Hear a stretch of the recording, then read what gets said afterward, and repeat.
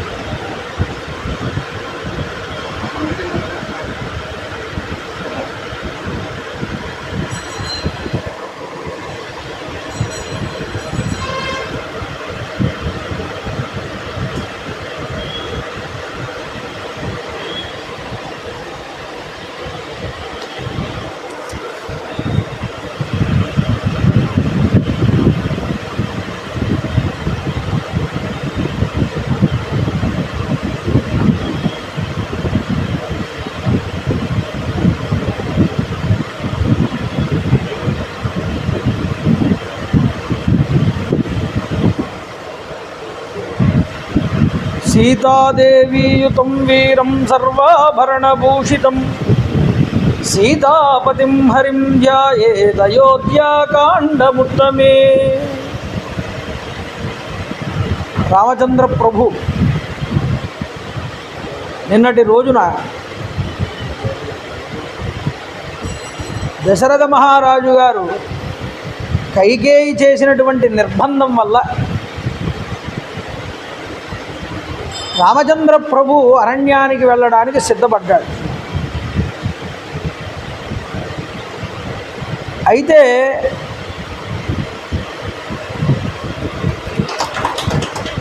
ఈ సిద్ధపడినటువంటి సందర్భంలో అమ్మా, మా అమ్మగారికి నా భార్య అయినటువంటి సీతమ్మ తల్లికి, వాళ్ళిద్దరికీ, సీతకి కౌసల్యకి ఇద్దరికీ కూడా చెప్పి నేను వస్తాను.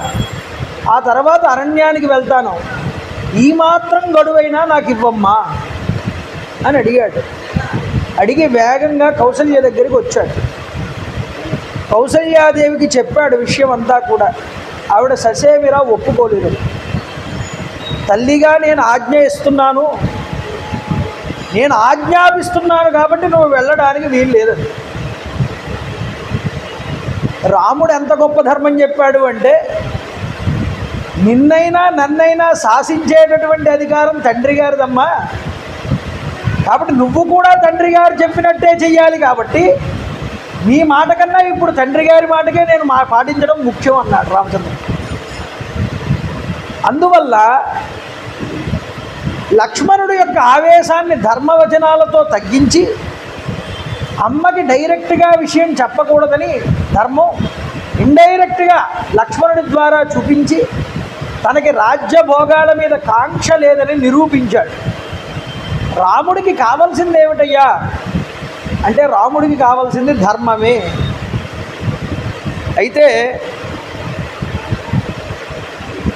రాముడికి నాకు ధర్మమే ముఖ్యం, అందువల్ల పితృవాక్య పరిపాలన అనేటటువంటి ఈ గొప్పదైనటువంటి ధర్మాన్ని నేను చేస్తానని తల్లి దగ్గర అనుజ్ఞ తీసుకున్నాడు. లక్ష్మణుడు బాగా విలపించాడు, బాధపడ్డాడు. బాధపడుతూ ఉంటే, నాన్న ఇదంతా దైవమే కారణం రా నాయన, ఇందులో నీవు నేను నిమిత్త మాత్రులు. ఈ కాలానికి పెద్ద పెద్ద మహానుభావులు కూడా, ఋషులు కూడా ఈ కాలంలో లొంగిపోయారు. దైవానికి లొంగనివాడంటూ ఎవడో ఉండడురా. అసంకల్పితమేవేహ యద అకస్మాత్ ప్రవర్తతే వివర్త్యారంభమారబ్ధం నను దైవస్య కర్మతతు.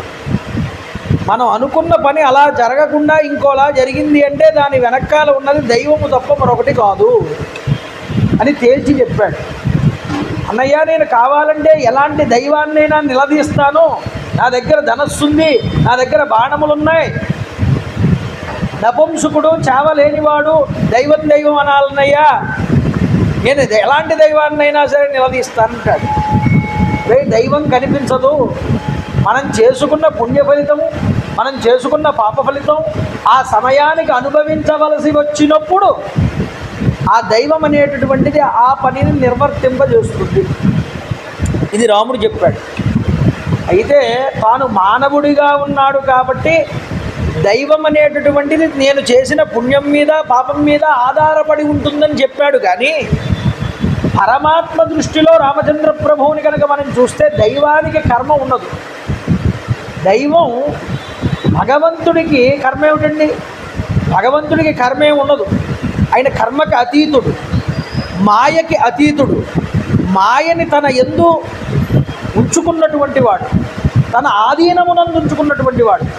అటువంటి రాముడు పరమాత్మగా చూసినప్పుడు ఏమిటి అంటే, లోకాన్ని లీలగా మనుష్యుల యొక్క ప్రభావాన్ని చూపిస్తూ మానవ విధానాన్ని చూపించాడు. ఇప్పుడు దైవంగా దుష్ట శిక్షణ చెయ్యాలి కాబట్టి తాను మాయకి లొంగిన వాడిగా కనిపిస్తున్నాడు. కానీ మాయని తన ఆధీనమునందు ఉంచుకుని ఆ మాయనే రేపన్నటి రోజున అరణ్యవాసానికి తాను వెళ్ళేలాగా బాటలు వేస్తున్నాడు రామచంద్రుడు. ఇది రావణ సంహారానికి తాను అరణ్యానికి వెళ్ళవలసినటువంటి పరిస్థితి తప్పనిసరి. అందువల్ల ఏం చేస్తున్నాడు, పైకి మాయని తాను ఆధీనమైనట్లు కనిపిస్తూ అంతరమునందు భగవద్ దృష్టిలో మాయని తన వశములో పెట్టుకున్న రాముడు మనకి ద్యోతకం అవుతాడు. అందువల్ల ఏం చేస్తున్నాడంటే, ఆయన తల్లికి చెప్పాడు, తమ్ముడికి చెప్పాడు. ఇక తల్లి కౌసల్యాదేవి అన్నది, రామా, నీకు ధర్మం చెప్పగలిగే అంతటి వాళ్ళు ఎవరూ లేరు ఇక్కడ. అయితే ఒక విషయం చెప్తాను నేను తల్లిని కాబట్టి, నువ్వు ఏ ధర్మాన్నైతే ఇంతవరకు పట్టుకున్నావో ఆ ధర్మమే నిన్ను కాపాడుతుంది. అయితే ఇంతకాలం నువ్వు రాజసుఖాలన్నీ అనుభవించావు, రేపు అరణ్యానికి వెళ్తావు. అరణ్యంలో రాజభోగాలు ఏమీ ఉండవు, రాజసుఖాలు ఏమీ ఉండవు. మరి ఎలా అనుభవిస్తావయ్యా నువ్వు? ఈ సుఖాలు భోగాలు అంటే నీకు అనుభవించడానికి ఏమి ఉండవు కదా. సుఖం అనుభవించినప్పుడు మంచి మాటలు, ధర్మమైన పనులు ఎన్నైనా చేయొచ్చు. చేతిలో డబ్బు ఉందంటే దాన ధర్మాలు చేస్తూ పుణ్య కార్యక్రమాలు చేస్తూ నేను ధర్మం వైపు ఉన్నాను అనుకోవడం చాలా తేలిక. కానీ కష్టంలో కూడా ఇచ్చిన మాటకి నిలబడడం, క్లిష్ట పరిస్థితులు వచ్చినప్పుడు కూడా తొణగకుండా ఉండగలగడం ఉన్నదే ఇది అసలైనటువంటి ధర్మం. అలాంటి సమయం వచ్చినప్పుడు కూడా ధర్మము నుండి నువ్వు పక్కకి తప్పిపోకయ్యా రామా.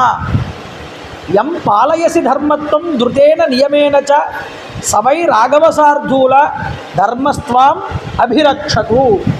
ఒక తల్లి కొడుకుని పక్కన కూర్చోబెట్టుకుని, నాయనా మనం ఎప్పుడూ అబద్ధం ఆడకూడదు, ఒకవేళ అబద్ధం ఆడే అంతటి పరిస్థితే వస్తే దానికన్నా మరొక పాపము పని మరొకటి లేదు, కాబట్టి ఎప్పుడూ నువ్వు ధర్మం అబద్ధం ఆడకు అని చిన్నతనం నుండి పిల్లవాడికి తల్లి కూర్చోబెట్టి అలవాటు చేస్తే అటువంటి పిల్లవాడు తాను జీవితంలో ఎప్పుడూ కూడా అబద్ధం ఆడడానికి ఎప్పుడూ కూడా సాహసించడు.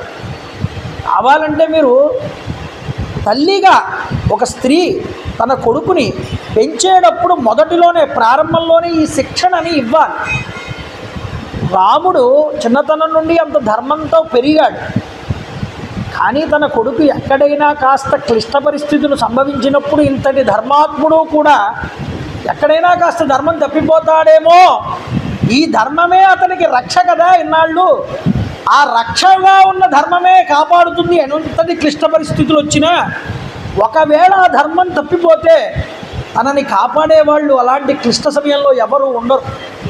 అందువల్ల తాను ఏ ధర్మాన్ని అయితే నమ్ముకున్నాడో ఆ ధర్మాన్ని కనుక ఆచరిస్తే కష్ట సమయాల్లో కూడా ఆ ధర్మం తప్పకుండా అతనిని రక్షించి తీరుతుంది. ఎలా రక్షిస్తుందయ్యా అంటే ధర్మమే భగవంతుడికి చాలా ఇష్టమైనటువంటిది. భగవంతుడు మనల్ని ఎలా బ్రతకమన్నాడో అలా బ్రతికినటువంటి వాడు ధర్మాన్ని ఆచరించినవాడు. ఒరే జాగ్రత్తగా వెళ్ళేటప్పుడు కళాశాలకి వెళ్ళేటప్పుడు నువ్వు రోడ్డుకి కుడి పక్కన నడవకు, ఎడమ ప్రక్కన నడు.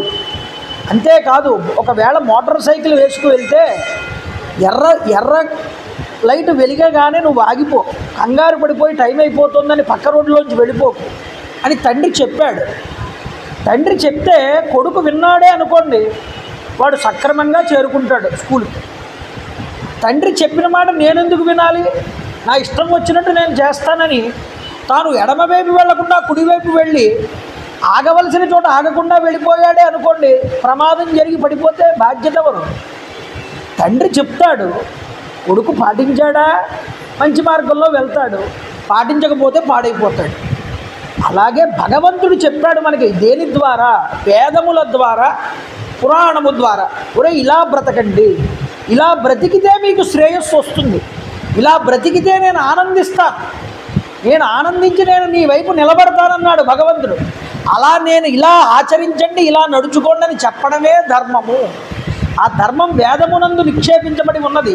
ఆ వేదం అందరికీ తెలియదని తాను వేదంలో చెప్పబడిన ధర్మాన్ని ఆచరించడానికై వచ్చాడు రామచంద్ర ప్రభు. ఇప్పుడు రామకథ వినడం వల్ల మనకి లాభం ఏమిటి? వేదంలో ఎలా చెప్పబడిందో, భగవంతుడు ఏమి చెప్పాడో రామచంద్ర ప్రభు అలా నడిచాడు. ఇప్పుడు రాముడు నడిచిన మార్గాన్ని కనుక మనం చూస్తే, మనం తెలుసుకుంటే, తన తల్లి కూడా అతన్ని ఎంత గొప్పగా తీర్చిదిద్దిందో మనకి తెలిస్తే, క్లిష్ట పరిస్థితుల్లో రాముడు ధర్మం వైపే ఎందుకు మొగ్గాడో మనకు అర్థమవుతుంది. కాబట్టి రాముడికి కావలసింది క్షణికమైన భోగాలు కాదు, రాముడికి కావలసినది ధర్మమే. కాబట్టి మనము కూడా ధర్మవర్తనులమై ఉండాలి. మన పిల్లల్ని ధర్మము వైపు నడిపించాలి. అలా నడిపించడం కోసం మనకి రామాయణం వచ్చింది. ఏది ధర్మమో ఏది అధర్మమో తెలియని రోజులండి. పెళ్ళైనటువంటి వారికి కూడా తెలియట్లేదు. పెళ్ళి అయిన తరువాత ఒక స్త్రీ తన కొడుకుని, తన కూతుర్ని ఎంత గొప్పగా పెంచాలో రామాయణం చూపిస్తోందయ్యా నీకు. కౌసల్య చూపిస్తోందయ్యా, దశరథుడు చూపిస్తున్నాడయ్యా. రాముడు నేను ఇలా నడిచానురా, మీరు కూడా ఇలా నడవండి అని రాముడు కూడా చూపించాడు. అందువల్ల ఆవిడ ఈ ధర్మమే నిన్ను రక్షిస్తుంది రామా అని ఒక చద్ది మూట కట్టి ఇచ్చింది కొడుక్కి. అరణ్యానికి వెళ్తూ ఉంటే ఆ చద్ది మూట ఈరోజు రాముడు అందరి చేత 2 చేతులు ఎత్తి నమస్కరించబడేటటువంటి దైవంగా కీర్తించబడడానికి ప్రప్రథమమైనటువంటి కారణం అదయింది. అందువల్ల మీరు గుర్తుపెట్టుకోండి, ఆవిడ ఎన్నో మంగళ శాసనాలు చేసింది. ఇలా చేయడం వల్ల తన కొడుకుకి రక్ష కలుగుతుంది, ఎటువంటి ఇబ్బందులు కలగకుండా హాయిగా 14 సంవత్సరాలు కూడా అరణ్యవాసాన్ని పూర్తి చేసుకుని నా కొడుకు వస్తాడు అనేటటువంటి నమ్మకం తల్లికి. అందువల్ల రక్ష పెడుతోంది. ఎంత గొప్పగా పెడుతుంది అంటే కొడుకుకి పితృ శుశ్రూషయా పుత్ర మాతృ శుశ్రూషయా తథా సత్యేన చ మహాబాహో చిరంజీవ అభిరక్షతు. అయినా రామ, నువ్వు కలకాలము కూడా చిరంజీవిగా వర్ధిల్లు అని చెప్పింది. నువ్వు చేసినటువంటి తల్లిదండ్రుల సేవ, నువ్వు చేసినటువంటి సత్య పరిపాలన నీకు రక్షగా నిలుస్తాయని చెప్పింది. ఇలాంటి కష్ట సమయాల్లో కూడా నాయన మహానుభావ రామచంద్ర, స్వస్తి సాధ్యాశ్చ విశ్వేచ మరుతశ్చ మహర్షయ. విశ్వే దేవతలు, మరుత్తులు, దాత, విధాత అనేటటువంటి దేవతలు కూడా నిన్ను రక్షించుగాక అని ఆశీర్వదించింది తల్లి రామచంద్ర ప్రభు. శైలాహ సర్వే సముద్రాశ్చ రాజా వరుణ ఏవచ. పర్వతాలు, సముద్రాలు, కుబేరుడు, వరుణదేవుడు, ఆకాశము, అంతరిక్షము, భూమి, సకల నదులు, నక్షత్రాలు, సమస్త గ్రహములు అన్నీ కూడా గ్రహాభిమాన దేవతలతో సహా నిన్ను రక్షిస్తూ ఉందురుగాక. తల్లి పెట్టిన ఆశీస్సులు కన్నా, తల్లి ఇచ్చిన రక్షణ కన్నా గొప్ప రక్షణ ఏముంటుందండి? అది చూపిస్తున్నారు ఇక్కడ. అంతేకాదు, రాక్షసానాం పిశాచానాం రౌద్రాణం క్రూరకర్మణం క్రవ్యాదానాంచ సర్వేషాం మాభూత్ పుత్రైకతే భయం. ఏవయ్యా రామ, భయంకరాకారులైనటువంటి రాక్షసులు, క్రూరకర్మలు చేసేటటువంటి వాళ్ళు, మాంసభక్షకులు, పిశాచాలు, వీటి వల్ల నీకు ఎటువంటి భయము లేకుండుగాక అని ఆశీర్వదించింది. అంతేకాదు మరొక మాట చెప్తోంది ఆవిడ, సర్వలోక ప్రభుర్బ్రహ్మ భూతభర్త తదార్షయ. సకల లోకాల్ని పరిపాలించగలిగి సృష్టించగలిగేటటువంటి బ్రహ్మగారు, శ్రీ మహావిష్ణువు, రుద్రుడు, ఈశ్వరుడు నిన్ను సదా కాపాడుతూ ఉందురుగాక. ఋషులందరూ కూడా వనవాస సమయమునందు నీకు రక్షకులై ఉందురుగాక. చాలా గొప్ప మాట చెప్పిన తల్లి మాట. వనవాస సమయంలో రామచంద్ర ప్రభువుకి రక్షగా ఉన్న వాళ్ళందరూ ఎవరండి? ఋషులే. అగస్త్య మహర్షి వారంతటి ఆయన అనుగ్రహించి విష్ణుజాపాన్ని ఇచ్చాడు. భరద్వాజ మహర్షి అంతటి ఆయన ఆతిథ్యాన్ని ఇచ్చాడు, తన తపశ్శక్తిని ఇచ్చాడు రామచంద్ర ప్రభువుకి. అంతేకాదు సుతీక్ష్ణుడు, శరభంగుడు మొదలైనటువంటి ఋషులు మార్గనిర్దేశకత్వం చేశారు రామచంద్ర ప్రభువుకి, ఎటువైపు వెళ్ళాలి, ఎక్కడికి వెళ్ళాలి. వాళ్ళు అలా చెయ్యకపోతే ఈరోజు రామచంద్ర ప్రభు ఈ రాక్షస సంహారం చేయగలిగేవాడా? వనవాసాన్ని చేయగలిగేవాడా? ఆ వనవాసమునందు తాను తపోదీక్షగా నిలబడగలిగేవాడా? రావణాసురుని సంహారం చేయగలిగేవాడా? ఇవన్నీ చెయ్యగలిగాడు అంటే ఋషులు ఇచ్చినటువంటి అనుగ్రహం, తల్లి పెట్టినటువంటి ఆశీర్వచనం. ఇది గుర్తుపెట్టుకోవాలి. అందువల్ల పిల్లలకి ఇంటిలోంచి బయటకు వెళ్తున్నాడు అనుకోండి, చిన్న పనైనా పెద్ద పనైనా తల్లిదండ్రులు పెట్టేటటువంటి రక్ష చాలా అనుగ్రహాన్ని ఇస్తున్నాయి. వాడికి చాలా పెద్ద ప్రమాదం జరగాలి రోడ్డు మీదకి వెళ్తే, అంత పెద్ద ప్రమాదం కూడా తల్లి పెట్టినటువంటి అనుగ్రహం వల్ల, రక్ష వల్ల అది బయటపడతాడు కొడుకు. అందువల్ల మనం బయటికి వెళ్ళినప్పుడు ఎప్పుడైనా గుర్తుపెట్టుకోండి, తల్లిదండ్రుల ఆశీస్సులు తీసుకు వెళ్ళాలి. ఎక్కడికి వెళ్ళినా సరే వాళ్ళ అనుగ్రహం ఉందా, ఎంతటి కష్టం నుండైనా త్రుటిలో తప్పించుకోగలం. తల్లిదండ్రుల అనుగ్రహం లేకపోతే దైవం కూడా నిన్ను అనుగ్రహించలేదు. అదే చెప్తాడు రాముడు ఈరోజు. అందువల్ల తల్లి రాముడి యొక్క వనవాసానికి అంత గొప్పగా రక్ష పెట్టి జ్వలనం సముపాదాయ బ్రాహ్మణేన మహాత్మన హవయామాస విధిన రామమంగళ కారణాత్. రాముడికి మంచి జరగాలని బ్రాహ్మణోత్తములందరినీ కూడా పిలిచి ఆ బ్రాహ్మణోత్తముల ద్వారా హోమ కార్యక్రమాలన్నీ కూడా చేయించింది. హోమ కార్యక్రమాలు చేయించి దేవతలందరినీ తృప్తిపరిచి తన కొడుక్కి జయము కలుగుగాక, శ్రేయస్సు కలుగుగాక అని బ్రాహ్మణోత్తముల ద్వారా వేదమంత్రములతో ఆశీర్వచనం చేయించింది కౌసల్యాదేవి. కొడుకు ఆశీర్వచనాలు తీసుకున్నాడు బ్రాహ్మణోత్తముల దగ్గర. తల్లిగారు ఎంత గొప్ప వ్రత దీక్షా నియమాలతో ఉంటే తన కొడుక్కి ఎంత శ్రేయస్సు లభించిందండి. అందుకని మనం ఎవరిని ప్రార్థన చేయాలి? భగవంతుడిని ప్రార్థన చేయాలి. నా కుటుంబం సుఖంగా ఉండాలి, నా కొడుకులు ఆనందంగా ఉండాలి, నా యొక్క కూతుళ్ళు ఆనందంగా ఉండాలి. స్త్రీకి ఇంతకు మించి కావాల్సింది ఏముంటుందండి? ఒక స్త్రీ కోరుకునేది ఏదైనా సరే అది కుటుంబం యొక్క శ్రేయస్సు కోసమే కోరుకుంటుంది, కానీ తను ఒకదాని స్వార్థం గురించి ఎప్పుడూ కోరుకోదండి. అలాంటి స్త్రీమూర్తులు ఉన్నారు కాబట్టే ఇంకా ధర్మం ఒక పాదం మీదైనా నిలబడుతోంది. అందువల్ల స్త్రీ లేకపోతే మనిషికి మనుగడ అనేటటువంటిది ఉండదు. స్త్రీ లేకపోతే పురుషుడు నిలబడలేడు. స్త్రీ ఉంది కాబట్టే పక్కన రాముడైనా సరే నిలబడగలిగాడు. అందువల్ల స్త్రీకి చాలా ముఖ్యమైనటువంటి స్థానం ఇచ్చింది మన వేదం. వేదమే కాదండి, మన పురాణాలు కూడా. స్త్రీని తక్కువ చేశారని అన్నం చూసారా, ఇది మధ్యలో కల్పించినటువంటి కల్పనలు తప్ప నిజానికి మన శాస్త్రం సనాతన ధర్మం ఇచ్చినటువంటి ప్రాముఖ్యత అంతా ఇంత కాదు స్త్రీ. కాబట్టి చూడండి, రాముడు చక్కగా ఈ విధంగా ఆశీస్సులు పొందిన తర్వాత ఆవిడ అంటోంది మంగళాశాసనాన్ని ఇచ్చిందండి. ఆశీస్సులు అయ్యే, నీకు మంగళములు కలుగుగాక రామా.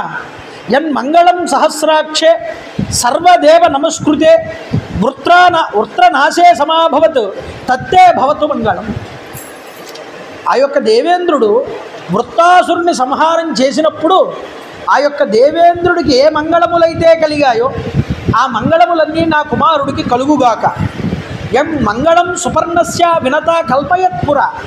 వినత యొక్క కొడుకైనటువంటి ఆ యొక్క గరుత్మంతుడు దేవతల దగ్గరికి వెళ్ళి అమృతాన్ని తీసుకువచ్చినప్పుడు ఆ వినత గరుత్మంతుడికి మంగళాన్ని ఇచ్చి పంపించిందిట, నీకు జయం కలుగుతుంది అని.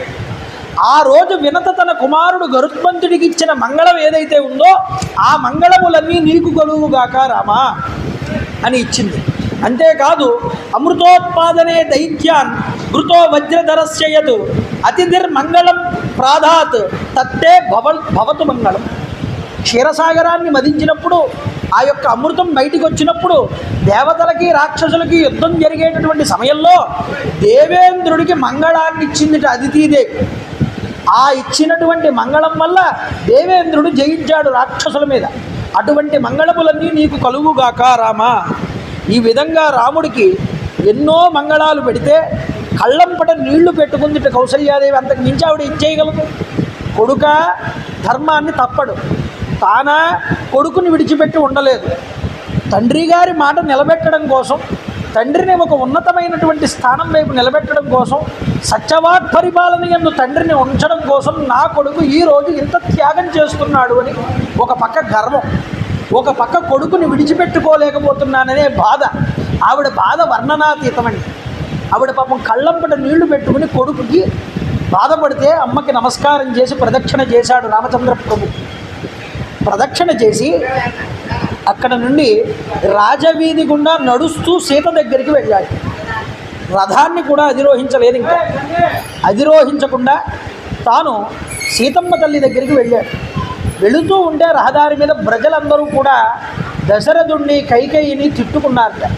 అయ్యయ్యో, రామచంద్ర ప్రభు నేల మీద నడుస్తూ వెళ్తున్నాడు ఈరోజు, ఎంతటి దారుణమైనటువంటి పరిస్థితి. పట్టాభిషేకానికై ఉపవాస దీక్షా నియమాలు పాటిస్తున్నటువంటి జానకీదేవికి ఈ విషయం ఇంకా తెలుసునో లేదో కదా. ఆవిడకి ఇంకా ఈ విషయం తెలీదు సీతమ్మ తల్లి. అయితే ఈ విషయం సీతతో ఎలా చెప్పాలో పాపం ఆలోచిస్తున్నాడు రామచంద్ర ప్రభు. వెళ్ళాడండి. వెళ్ళి ముఖం చాలా దీనంగా ఉంది రామచంద్ర ప్రభు. వాల్మీకి రచనా వైచిత్రి ఎంత గొప్పగా ఉంటుందో చూడండి. తండ్రి గారు అరణ్యాలకి వెళ్ళమన్నప్పుడు, తల్లి కైకేయి అరణ్యాలకి వెళ్ళమన్నప్పుడు, కౌసల్య దగ్గరికి వచ్చమ్మా నేను అరణ్యాలకి వెళ్తున్నానని చెప్తున్నప్పుడు రాముడి ముఖంలో ఎటువంటి మార్పు లేదన్నాడు వాల్మీకి.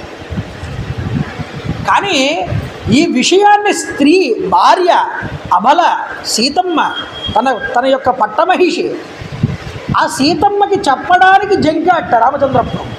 జంకడం అంటే ఇది తన బాధని సీతతో చెప్పేటప్పుడు ఆపుకోలేకపోయాడు. ఏమిటి ఆపుకోలేకపోవడం? స్త్రీ పురుషుడికి ఎప్పుడూ కూడా శాంతి స్థానం. తనకి ఏదైనా ఒక బాధ కలిగినా ఆ బాధని అందరి ముందు పురుషుడు ఎప్పుడూ కూడా వ్యక్తపరచడు. మరి ఎక్కడ వ్యక్తపరుస్తాడు పురుషుడు అంటే తన భార్య దగ్గర మాత్రమే, ఏకాంతమునందు మాత్రమే వ్యక్తపరుస్తాడు పురుషుడు. అందువల్ల భార్య ఎప్పుడూ పురుషుడికి శాంతిస్తాను. అందువల్ల ధర్మం కూడా ఎలా మాట్లాడతాడో, ధర్మం ఎలా ఆచరిస్తాడో రాముడిని చూడాలి మనం. భార్య దగ్గరికి వచ్చేటప్పటికి వణికిపోతున్నటువంటి సీతాదేవి ఎప్పుడూ రామచంద్ర ప్రభువుని ఇలా చూడలేదు. కంగారు వచ్చింది సీతమ్మ తల్లి. వెంటనే శోకాన్ని, బాధని ఆపుకోలేక రామచంద్ర ప్రభు దగ్గరికి వచ్చి అడుగుతోంది. ఏమిటి అంటే, అయ్యా మహానుభావ, ఇంత ఆలస్యం అయ్యింది ఏమిటి మీరు రావడానికి? ఈ శరీరం అంతా ఈ చెమటలు పట్టి ఉన్నాయి ఏమిటి? మీకు ఈరోజు దశరథ మహారాజు గారు, నా యొక్క మామగారు, మీకు పట్టాభిషేకం చేస్తానన్నారు కదా, ఇంతటి శుభ సమయంలో ఇంతటి విచారం నీకు ఎలా వచ్చింది రామ? ఎందుకు వివరణంతో ఉంది నీ ముఖం? ఎందుకు బాధపడుతున్నారు మీరు? చెప్పండి. వేద పండితులందరూ బ్రాహ్మణోత్తములు పట్టాభిషేకానికి ఏర్పాటు చేయడానికి అన్ని వస్తువులు సిద్ధం చేసి విద్యుక్తంగా అన్ని ఏర్పాట్లు చేశారు కదా, ఇదైనా కూడా మీరు ఆలోచించాలి కదా. ఎందుకు ఇంతటి కారణం ఏమైంది మీకు? పట్టాభిషేకో యదా సజ్జ కిమిధానీమిదం తవ అపూర్ణో ముఖవర్ణశ్చ న ప్రహర్షశ్చ లక్ష్యతే. పట్టాభిషేకానికి ఆసన్నమై పూర్తి సన్నాహాలన్నీ కూడా పూర్తయ్యాయి కదా, ఇలాంటి సమయంలో మీరు ఈ బాధకి లోనవడానికి గల కారణం ఏమిటని అడిగింది. అప్పుడు రామచంద్ర ప్రభు ఏం చెప్పాలి సీతకి? సీతే తత్ర భ్రవాం స్థాత ప్రవ్రాజమతి మాం వనం. హరితాపవచనాలు పలుకుతున్నటువంటి సీతాదేవితో రామచంద్ర ప్రభు ఏం చెప్పాలో తెలియక మాట్లాడుతున్నాడు. నా తండ్రి అయినటువంటి దశరథ మహారాజు గారు సీత నన్ను వనాలకి పంపబోతున్నాడు, అరణ్యాలకి. ఎందుకో తెలుసా అంటే, ఈ విషయాన్నంతటినీ నీకు చెప్తున్నాను విను. రాజ్ఞ సత్యప్రతిజ్ఞేన పిత్ర దశరథేన చ కైకేయ మమ మాత్రేతు పురా దత్తౌ మహావరౌ. నా తండ్రి అయినటువంటి దశరథ మహారాజు నా తల్లి అయినటువంటి కైకేయికి 2 వరాలు ఇచ్చాడు. ఆ 2 వరాలని కూడా నా తండ్రి 2 వరాలు ఎప్పుడో ఇచ్చాడు, ఇప్పుడు అడిగింది నా తల్లి. కాబట్టి ఏమిటి అంటే, ఆ 2 వరాలు కూడా ఏమిటో చెప్తున్నాను వినమన్నాడు.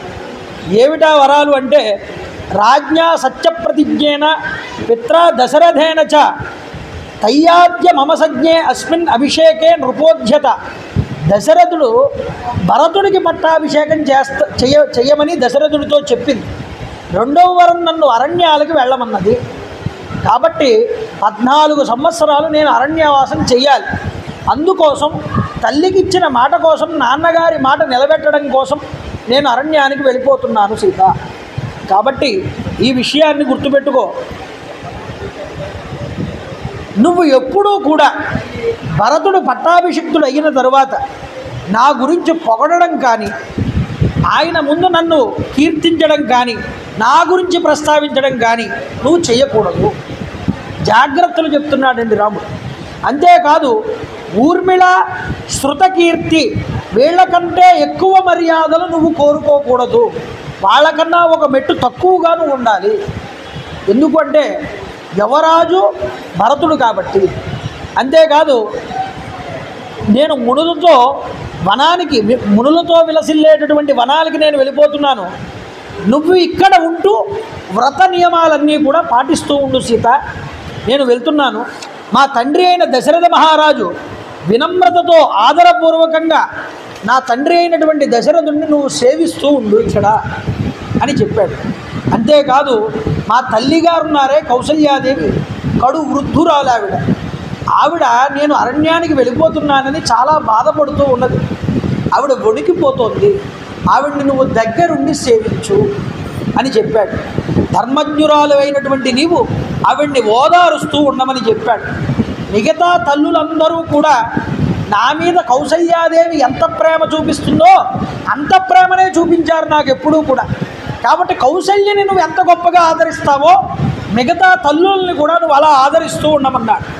అంతేకాదు సీత రాజుల మనోభావాలు గుర్తించి వారికి అనుకూలంగా ప్రవర్తిస్తూ అలసట అనేటటువంటిది ఎరుగకుండా గౌరవంతో వారిని సేవిస్తూ ఉండు, అప్పుడు వాళ్ళు నీ యందు ప్రసన్నులవుతారు అని యువరాజు అయినటువంటి భరతుడికి అనుకూలంగా ప్రవర్తించమని నువ్వు ఇక్కడే ఉండమని చెప్పాడు. దండకారణ్యానికి నేను వెళ్తానన్నాడు. ఈ మాటలన్నీ రాముడంటే ఏవముక్త్వాతు వైదేహి ప్రియార్హ ప్రియవాదిని ప్రణయాదేవ సంక్రుద్ధ భర్తారమిదమబ్రవీత్. ఎప్పుడూ తాను కోపాన్ని తెలియనటువంటి స్త్రీ ఆవిడ సీతాదేవి. అంతేకాదు భర్త మాటలను ఎప్పుడూ కూడా తలదాల్చేటటువంటి స్త్రీ. అలాంటి సౌకుమార్యమైనటువంటి సుకుమారమైనటువంటి మెత్తనైనటువంటి సీతాదేవి కూడా రాముడు ఈ మాటలు మాట్లాడితే కోపాన్ని పొందింది. కోపాన్ని పొంది అంటోంది, కిమిదం భాషసే రామ, ఏం మాట్లాడుతున్నావు రామ, నువ్వు మాట్లాడే మాటలేనా ఇవన్నీ? కిమిదం భాషసే రామ వాక్యం లఘుతయా ధ్రువం త్వయా యద అపాస్యం మే శ్రుత్వా నరవరాత్మజ. నువ్వు నిజంగా ఇంత పేలవంగా మాట్లాడతావని నేను అనుకోలేదు రామ. నీ మాటలు చాలా అర్థరహితంగా ఉన్నాయ్యా.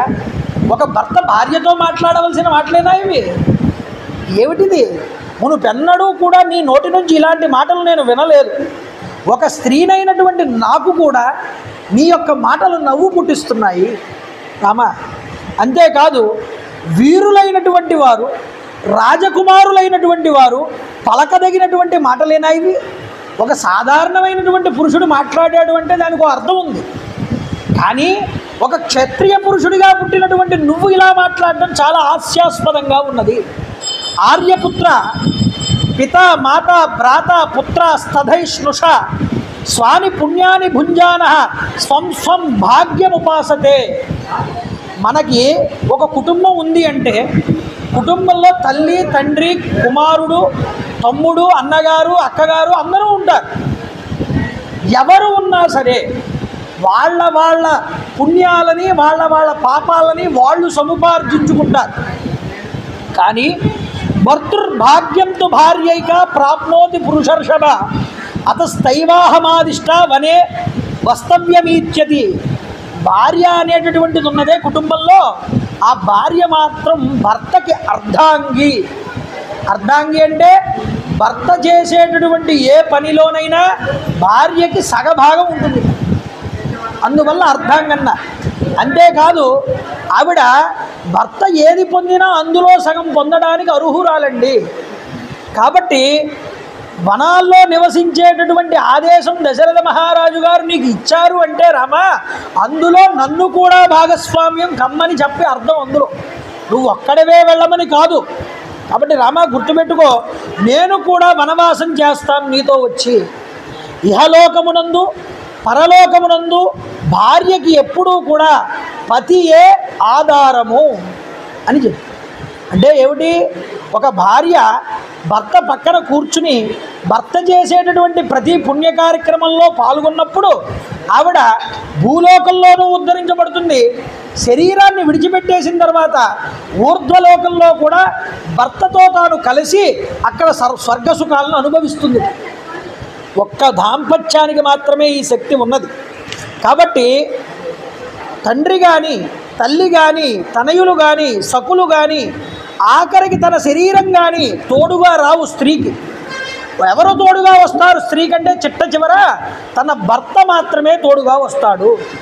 అందులో భర్త ముందు వెళ్ళిపోయినా భార్య ముందు వెళ్ళిపోయినా ఆఖరికి వాళ్ళిద్దరూ కలుసుకునేది మాత్రం ఊర్ధ్వలోకంలో మళ్ళీ కలుస్తారు. ఇక్కడ ఎవరైతే భార్యాభర్తలుగా ఉన్నారో వాళ్ళకి ఒకరికొకరు ఆధారం మళ్ళీ ఊర్ధ్వలోకంలో వాళ్ళే.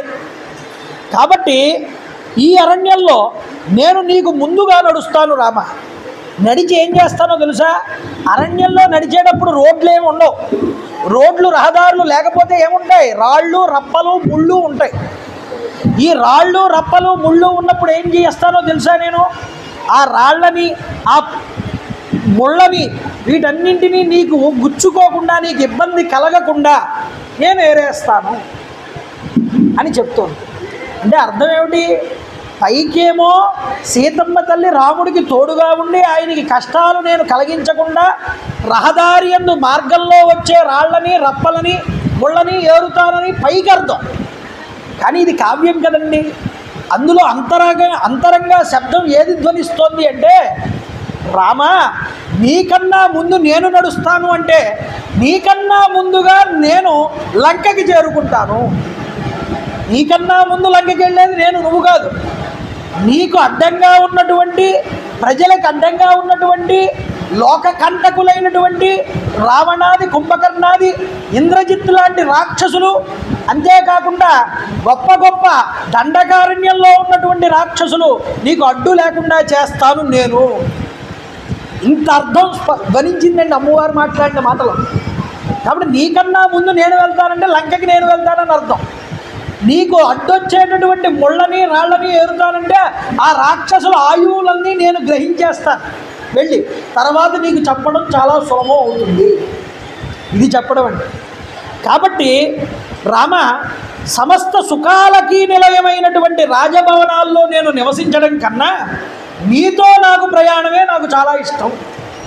భార్య భర్తని వివాహం చేసుకున్న తర్వాత భర్తతోటే కష్టం, భర్తతోటే సుఖం, ఏదైనా భర్తతోటే పంచుకోవాలి. భార్యకి అతని కన్నా పరమోత్కృష్టమైనటువంటి మార్గం మరొకటి లేదు. దాంపత్యం ఎప్పుడు పండుతుంది అంటే భార్యాభర్తలు ఇద్దరి మధ్య కూడా. రాముడంటే సీతమ్మకి అంత ఇష్టం. రాముడు ఎక్కడుంటే ఆవిడికి అక్కడ సుఖం. సీతమ్మ లేనిదే రాముడు ఒక గొప్ప కార్యాన్ని చేయమన్నా చేయడు. ఒక మంచి విషయం చూద్దాం అనుకున్నాడు అనుకోండి, రాముడు పక్కన సీత ఉంటే చూస్తాడు. ఒక మంచి ప్రదేశానికి వెళ్ళాలనుకున్నాడు అనుకోండి, రాముడు పక్కన సీత ఉంటే వెళ్తాడు. సీతమ్మ తల్లి తాను కష్టమైనా సుఖమైనా రాముడు ఎక్కడుంటే ఆవిడకి అదే సుఖం. అంటే అర్థం ఏమైంది అంటే, తాను ఆనందాన్ని పొందాలి అంటే పరిపూర్ణంగా భర్త రాముడు, సీత కూడా దాన్ని అనుభవిస్తేనే దాని ఆనందాన్ని పొందుతాడు.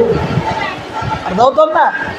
అలాగే తన భర్త కష్టాలలో ఉంటే తాను సుఖాన్ని అనుభవించడం అనేటటువంటిది భార్యకి ఎన్నడూ కూడా ఇష్టం లేదు. సీతమ్మ తల్లి తాను కూడా తన భర్తలో కష్టాలలో పాలు పంచుకున్నప్పుడే తనకి ఆనందము. కాబట్టి ఈ సుఖాల మీద నాకు, భోగాల మీద నాకు ఎటువంటి ఆసక్తి లేదు రామ. అష్టైశ్వర్యాలతో ఆనందంగా హాయిగా సంచరించడం కంటే ఎన్ని కష్టాలు అనుభవించవలసి వచ్చినా భర్త యొక్క అడుగుజాడల్లో సాగిపోవడం ఉన్నదే, అది పతివ్రతకి చాలా సుఖాన్ని ఇస్తుంది. పాతివ్రత్య ధర్మాన్ని నడిపేటటువంటి దాన్ని నేను. కాబట్టి ఇది ధర్మమైనటువంటి, ధర్మసమ్మతమైనటువంటి మార్గం. అంటే ధర్మం అంటే ఏమిటంటే భార్యకి ధర్మం ఏమిటి? భార్యకి ధర్మం ఏమిటి అంటే భర్తని గురువుగా స్వీకరించాలి. నాకన్నా నా భర్త పెద్దవాడు, ఆయన ఎలా చెప్తే నేను అలా నడుచుకోవాలి. నా పిల్లలు అలా నడుచుకోవాలి. ఆయనకి ఇవ్వవలసిన విలువని నేను ఇవ్వాలి. నా కుటుంబాన్ని నడిపేటటువంటి వాడు పెద్ద అతను. కాబట్టి నా సంసారానికి మూలకారకుడు నా భర్త. కాబట్టి నేను చేయవలసిన ధర్మం నా భర్తని నేను అనుసరించడం. నా భర్త నన్ను ఎటువైపు నడిపిస్తే నేను నా భర్తతో వెళ్ళడం, ఇదే నాకు ముఖ్యం. ఇది ధర్మం అంటే. ఈ ధర్మమే స్త్రీని నిలబెడుతుంది శాశ్వతంగా. ఇది రామాయణం చూపిస్తోంది సీతమ్మ తల్లిలాగా.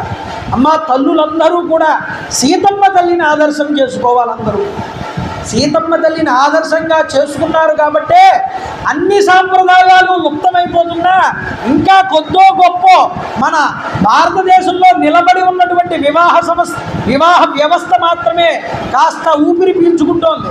దీన్ని కూడా పాడు చేయకూడదు. అందువల్ల మన స్త్రీలందరూ కూడా రామాయణాన్ని విని వాళ్ళు అలా ఉండడమే కాకుండా పక్క స్త్రీలకి కూడా ధర్మం ఏమిటి, అధర్మం ఏమిటి, మనం ఎలా నడుచుకోవాలి భర్తల యందు. ఏ భర్త మాట వినట్లేదా, విడాకులిచ్చే అనకూడదు. భర్తని అనునయించాలి భార్య అని చెప్పాలి తప్ప మనం పక్కన ఉన్నటువంటి స్త్రీకి ఎప్పుడూ కూడా ఆ ధర్మం నుండి స్త్రీని పక్కకి తప్పించకూడదయ్యా. ఇలా తప్పిస్తే విడదీసిన పాపం మనకు వస్తుంది. గుర్తుపెట్టుకో. కాబట్టి ధర్మం ఏమిటో సీతమ్మ తల్లి చూపిస్తోంది ఇక్కడ మనందరికీ కూడా. ఇలా ఉండడమే అసలైనటువంటి ధర్మం. కాబట్టి అనుశిష్ట అస్మి మాత్రాచ పిత్రాచ వివిధాశ్రయం నాస్మి సంప్రప్తి వక్తవ్య వర్తితవ్యం యదామయ. భర్తతో కూడి మసులుకునేటటువంటి విషయంలో నా తల్లిదండ్రులు నాకు శిక్షణ ఇచ్చారు రామ. నేను భర్తతో ఎలా ఉండాలో నాకు బాగా తెలుసు, ఎలా ప్రవర్తించాలో నాకు బాగా తెలుసు, ఎవరి ఎడల ఎలా నేను నడుచుకోవాలో నాకు తెలుసు. నా తల్లిని నువ్వు బాగా చూడు, నా తండ్రి గారికి సేవలు చేయి, నా తమ్ముళ్ళు ఎలా చెప్తే అలా చేయి, నువ్వు చెప్పక్కర్లేదు, నాకు వాళ్ళని ఎలా చూసుకోవాలో నాకు తెలుసు.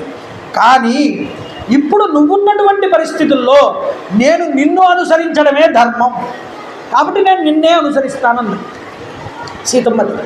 కాబట్టి పుట్టింటిలో ఎంత ఆనందంగా ఉంటుందో స్త్రీ, అలాగే నేను కూడా వనాలలో నీతో సంచరించేటప్పుడు నేను అంత ఆనందంగా ఉంటాను అని చెప్పింది. కాబట్టి శుశ్రూషమాణాతే నిత్యం నియత బ్రహ్మచారిణి, నియమనిష్టలతో బ్రహ్మచర్యాన్ని పాటిస్తూ రామా నేను నీకు సేవలు చేసుకుంటాను ఈ అరణ్యవాసంలో. అంతేకాదు పుష్పశోభితమైన వనాలయందు నీతో కలిసి తిరుగుతాను. వనాలలో నివసించేటటువంటి మునీశ్వరులందరినీ కూడా రక్షించగలిగినటువంటి సమర్థుడివి నీవు. అలాంటిది నా రక్షణాభారం అనేటటువంటిది నీకు పెద్ద కష్టమేమీ కాదు. కాబట్టి రామ, అన్నపానాదుల విషయమునందు మీకు నేను ఎలాంటి కష్టాలు కూడా కలిగించను. మీతో పాటు నిస్సంకోచంగా మీరు ఏది తింటే కందమూల ఫలాలన్నింటినీ నేను కూడా ఆహారంగా స్వీకరిస్తాను. నువ్వు నా చెంతనుంటే చాలు రామ, నాకు ఇంకేం అక్కర్లేదు. రామ, నువ్వు నా చెంతనుంటే నేను చాలా నిర్భయంగా ఉంటాను, నాకు భయం అనేది ఉండదు. నువ్వు నా పక్కన లేకపోతే నేను ఇన్ని సుఖాలలో, ఇన్ని భోగాలలో, ఇంత అయోధ్యలో నేనున్నా నేను మృత్పిండమై ఉంటాను. ఏ చనిపోయిన దానిలాగా లెక్క, నేను ఇక్కడ ఉన్నా లేనట్టే. దానికన్నా నేను శరీరం విడిచిపెట్టేయడమే మంచిది రామా. కాబట్టి రామ, ఈ విధంగా నేను నీతో కూడి విహరిస్తూ వందల వేల సంవత్సరాలైన అరణ్యవాసం చేయగలను. కానీ నిన్ను విడిచి 14 సంవత్సరాలు కాదు కదా, ఒక్క నిమిషం కూడా నేను ఉండలేను రామా. నా ఆర్తిని నువ్వు గమనించు. చెప్పుకుందాం సీతమ్మ తల్లి రామచంద్ర ప్రభువుని బ్రతిమాలుకుంది. నేను కూడా వస్తాను నీతో. స్వర్గేపిచ వినావాసో భవిత యది రాఘవ త్వయా మమ నరవ్యాఘ్ర నాహం తమసి రోచతే. ఓ నరోత్తమ రామ, మీరు లేకుండా నాకు స్వర్గాది సుఖాలు కూడా నాకు సుఖాన్ని ఇవ్వవు. నువ్వు నా పక్కన ఉండడమే నాకు స్వర్గం, ఇంతకు మించి నాకు స్వర్గం లేదయ్యా, నేను ఇష్టపడను. కాబట్టి ఇలా కోరుకుంది. ఈ విధంగా పలుకుతూ ఉంటే రామచంద్ర ప్రభు అన్నారండి, రాముడు ఒక వ్యక్తిని పరీక్షిస్తాడు. ఆ పరీక్షకి నిలబడగలిగాడా వాడిని తన శిరస్సు మీద పెట్టుకుంటాడు. భగవత్ సంకల్పాన్ని చూడండి, ఇక్కడ భగవద్ దృష్టితో చూడండి. భక్తుడైనా అంతే, భగవంతుడు పరీక్ష పెడతాడు భక్తుడికి ఎప్పుడూ కూడా. ఆ పరీక్షకి తట్టుకుని నిలబడగలిగి భగవంతుడిని విడిచిపెట్టకుండా నాకెన్ని కష్టాలు వచ్చినా, ఓ భగవన్ నాకు నువ్వే కావాలి, నాకు ఇంకేమీ వద్దు, నాకు ఏ సుఖాలు పనికిరావు, నాకు నువ్వు కావాలి అని ఎవడైతే అంటాడో వాడి యోగక్షేమాలు భగవంతుడు వహిస్తాడు. మనం ఇలా అనలేం. సీతమ్మ తల్లి అన్నట్లుగా మనం అనగలమండి, భగవన్ ఎలాంటి సుఖాలు నాకు అక్కర్లేదు, నాకు నువ్వు నా దగ్గర ఉంటే చాలు. ఇలా అనగలిగిన రోజున భగవంతుడు నీ వెంట ఉంటాడు. నువ్వు భగవంతుడిని దర్శనం చేయడానికి కాదు, వెళ్ళక్కర్లేదు. భక్తికి పరాకాష్ఠ ఎక్కడ వస్తుంది అంటే మనం భగవంతుడిని విడిచిపెట్టి ఉండలేనటువంటి స్థితి వచ్చినప్పుడు. కాబట్టి భక్తికి పరాకాష్ఠని మనం పొందగలగాలి అంటే సీతమ్మ రాముణ్ణి ఎలా అనుసరించిందో తెలుసుకోవాలి. వాచ్యార్థంలో భార్య భర్తని ఎలా అనుసరించిందో చూడాలి. అంతేకాదు కొడుకు తండ్రిని ఎలా అనుసరించాడో చూడాలి. సోదరుడు అన్నగారిని ఎలా సేవించాడో చూడాలి. ఇది రామాయణం మనకి చెప్తుందయ్యా. అప్పుడు గుర్తుపెట్టుకోండి.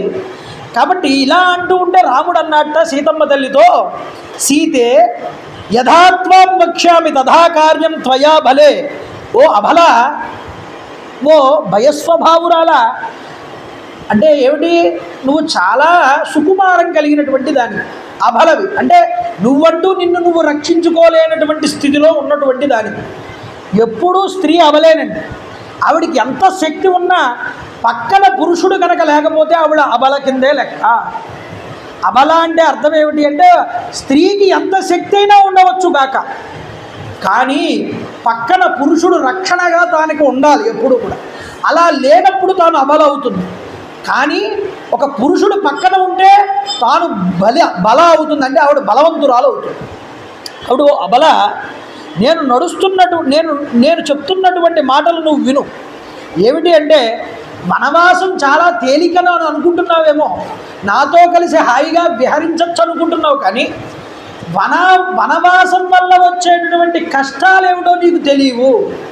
ఎలా ఉంటాయో నేను చెప్తాను, జాగ్రత్తగా వినమన్నాడు రామచంద్ర ప్రభు.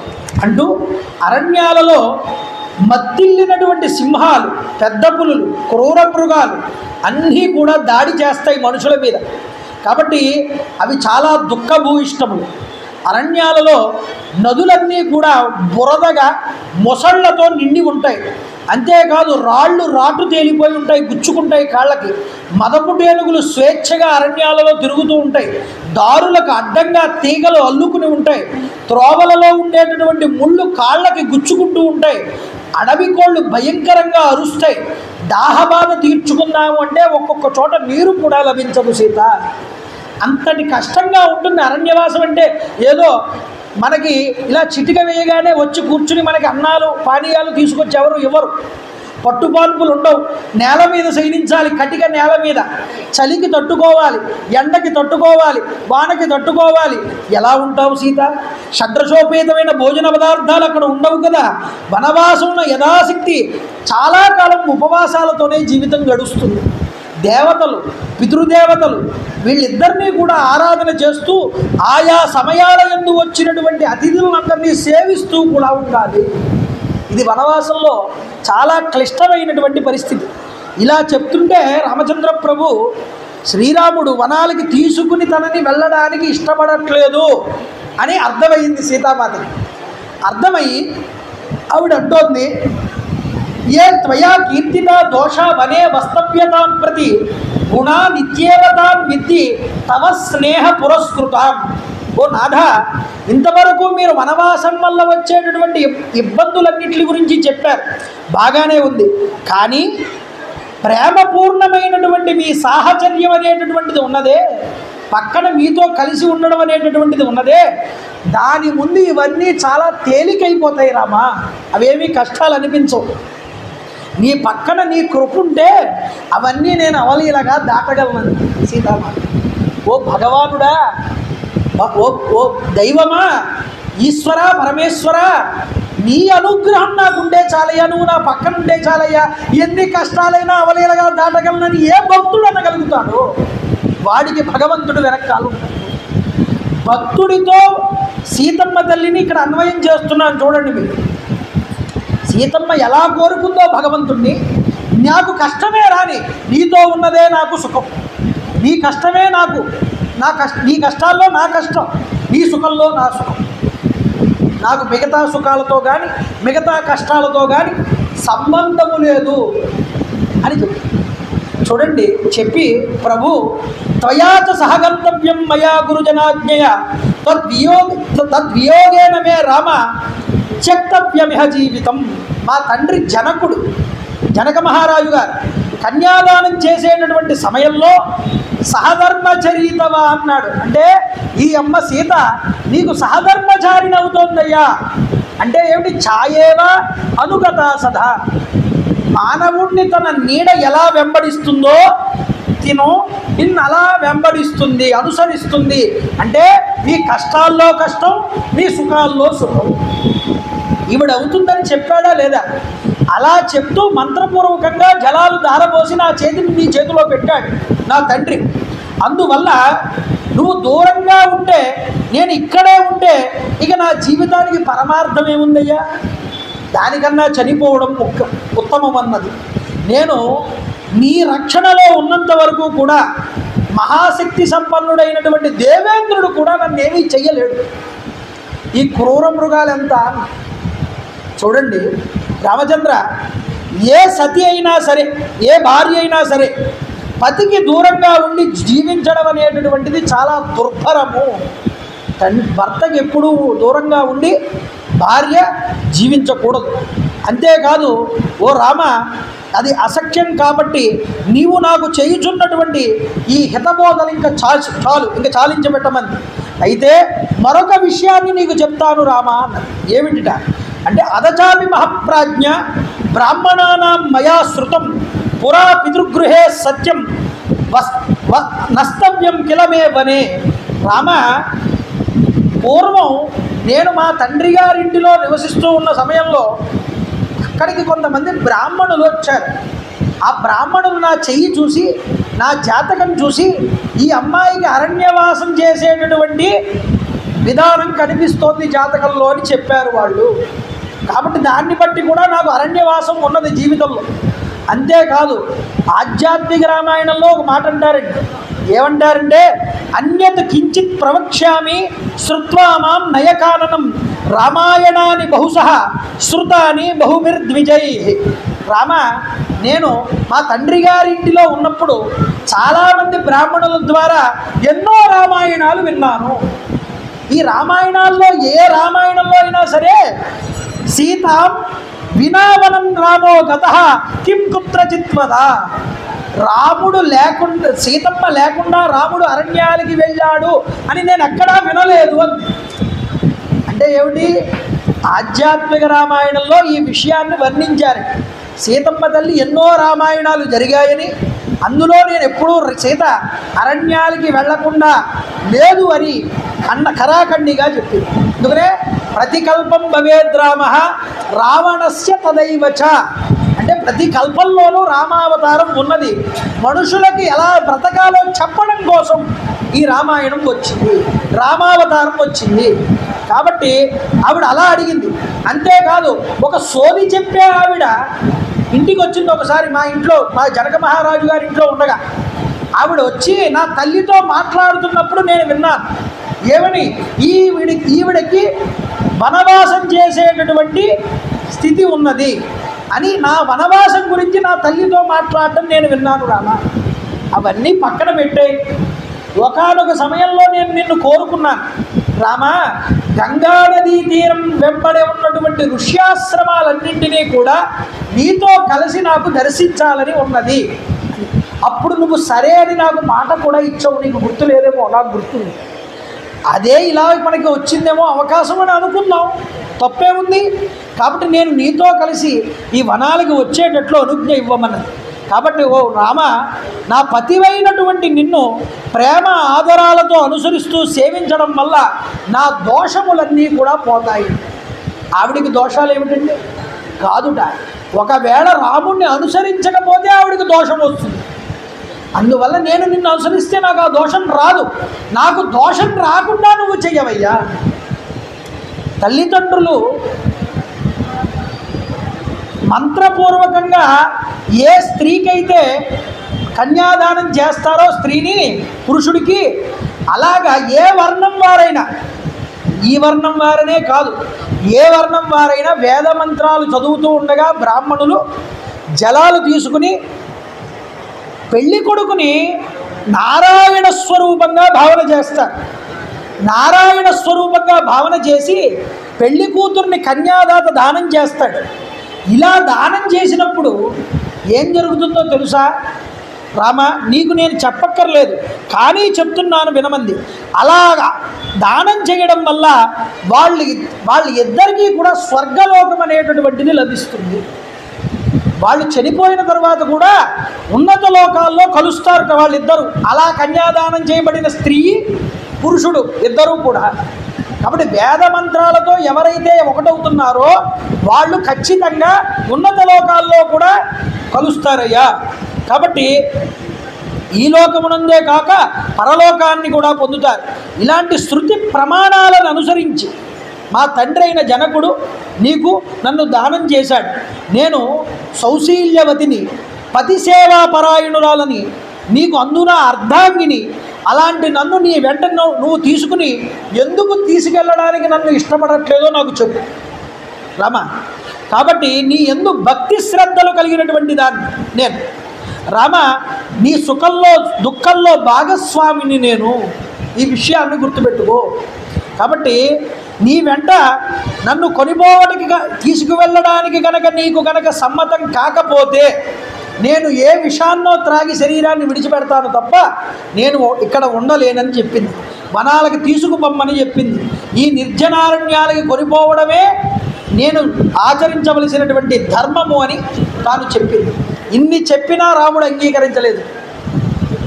ఇన్ని సీతాదేవి మాట్లాడినా ఆయన అంగీకరించకపోయేటప్పటికి ఆవిడికి కోపం వచ్చి సా తముత్తం అసంవిఘ్న సీత విపులవక్షసం ప్రణయాశ్చాభిమానశ్చ పరిచిక్షేవ రాఘవం. తనకెదురైనటువంటి విషమ పరిస్థితికి సీతాదేవికి కంపించిపోయిందిటండి. భర్త మీద తనకు ఉన్నటువంటి ప్రేమాతిశయముల కారణంగా రాముడి మీద కోపాన్ని పొందింది. అంటే ప్రేమ వల్ల కోపం తప్ప ఏదో కోపంతో వచ్చినటువంటి కోపం కాదు. కిం త్వా మన్యతే వైదేహ పితావే మిథిలాధిప రామ జామాతరం ప్రాప్య స్త్రియం పురుష విగ్రహం. నిజానికి నువ్వు మాట్లాడుతున్న మాటలైతే మా తండ్రి గారైనటువంటి జనక మహారాజు గారు వింటే నిన్ను పురుష రూపంలో ఉన్నటువంటి స్త్రీకి కానీ నా కూతుర్ని ఇచ్చానా అని అనుకుంటాడు. అలా మాట్లాడుతున్నావు నువ్వు. నన్ను తీసుకెళ్ళడానికి కారణం ఏమిటో నాకు తెలియట్లేదు.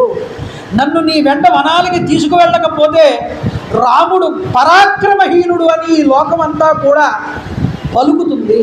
నిజానికి నువ్వు అలా కాకపోయినా అలా అనుకుంటే ప్రజలు నేను బాధపడతాను రామ. కాబట్టి నా మనసును నువ్వు అర్థం చేసుకో. నేను నీ ధర్మపత్నిని, నీ ఆశ్రయంలో ఉన్నటువంటి దానిని, అందున యవ్వనంలో ఉన్నటువంటి దానిని రామ. ఇంతవరకు నేను నీతో కాపురం చేస్తూ వచ్చానయ్యా ఇన్నాళ్ళు. కాబట్టి అలాంటి నన్ను ఒక నటుని వలె ఎక్కడో విడిచిపెట్టేసి నువ్వు వెళ్ళిపోకయ్యా. కాబట్టి పరులకు నన్ను అప్పగించొద్దు, నువ్వు నన్ను నీతో పాటు తీసుకుపో అని చెప్పింది. పత్రం మూలం ఫలం యత్వం అల్పం వాదిదివా బహు. స్వామి, నీవు స్వయంగా తెచ్చి ఇచ్చినటువంటి ఆకులు, కందమూలాలు, పళ్ళు మొదలైనవి కొంచెంగా అయినా సరే, సమృద్ధిగా అయినా సరే నేను ఏ విధమైనటువంటి లోటు లేకుండా వాటిని స్వీకరిస్తాను. నాకు వాటి వల్ల ఇబ్బంది ఏమీ లేదు. ప్రభో, నన్ను అనుగ్రహించు. నువ్వు నన్ను ఇచ్చటనే విడిచిపెట్టి వనాలకి కనుక వెళ్ళిపోతే ఆ పిమ్మట నేను దుర్భరమైన నీ ఎడబాటు కారణంగా నేను జీవించలేను రామ చెప్పింది.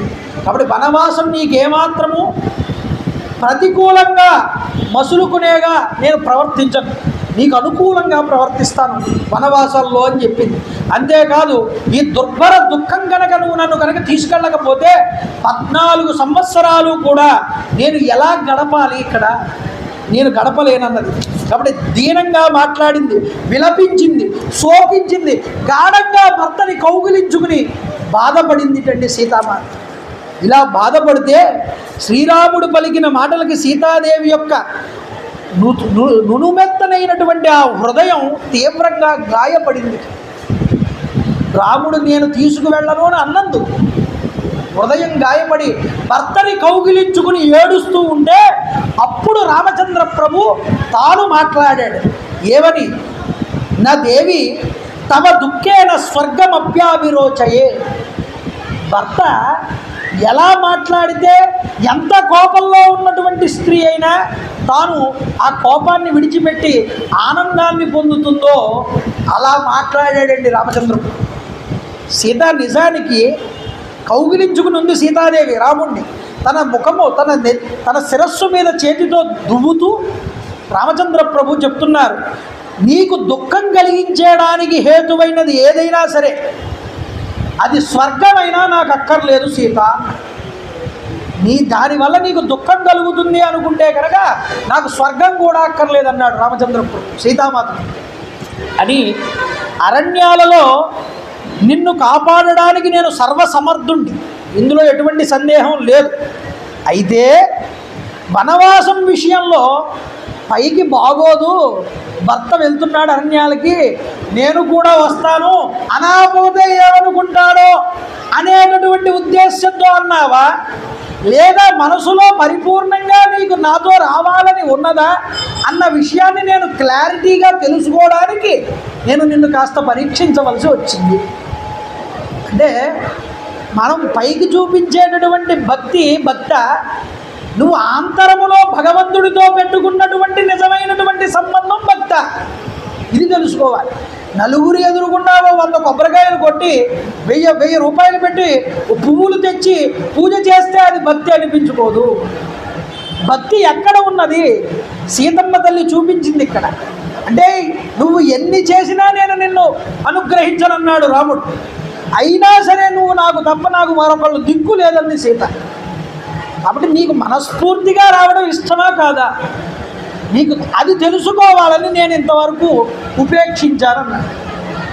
సీత అందువల్ల గుర్తుపెట్టుకో, సీత నాతో కూడి వనవాసం చేయడానికే బ్రహ్మగారు నిన్ను సృష్టించాడేమోనని నాకు అనిపిస్తూ ఉన్నది ఒక్కొక్క సందర్భాల్లో.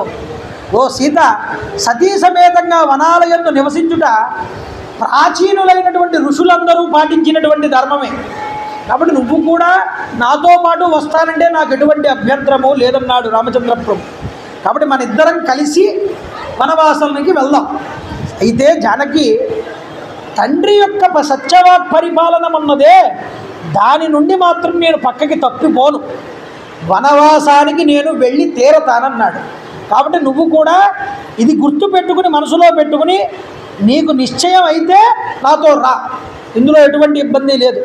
ఎందుకో తెలుసా సీత, ఏష ధర్మస్తు శుశ్రోణి పితుర్మాతుశ్చ పశ్యత అతస్యతం వ్యతిక్రమ్య నాహం జీవతుముత్సహే. ప్రత్యక్ష దైవస్వరూపులు ముగ్గురు, ప్రతి మానవుడికి కూడా ప్రత్యక్ష దైవాలు ముగ్గురుటండి. ఎవరు? ఒకళ్ళు తండ్రి, 2 తల్లి, 3 గురువు. వీళ్ళ ముగ్గురే ప్రత్యక్ష దైవాలు తప్ప మరొక ప్రత్యక్ష దైవం లేరు అన్నాడు లోకంలో. అయితే ఓ సీత, అందువల్ల కనపడనటువంటి భగవంతుణ్ణి పూజించడం కన్నా కంటికి కనిపించేటటువంటి పితృదేవతల్ని గురువుని సేవించడం కన్నా ఉత్తమమైనటువంటి మార్గం మనిషికి మరొకటి లేదన్నాడు రామచంద్ర. ఇప్పుడు రామాయణం విని నీకేమర్థమైంది? రామాయణం విని రామచంద్ర ప్రభువుకి వెళ్ళి రోజు నమస్కారం చేసి ఆయన ముందు కొబ్బరికాయ కొట్టి ఆయనకి ప్రదక్షిణాలు చేస్తే ఆయన నిన్ను చూసి ఆనందిస్తాడా?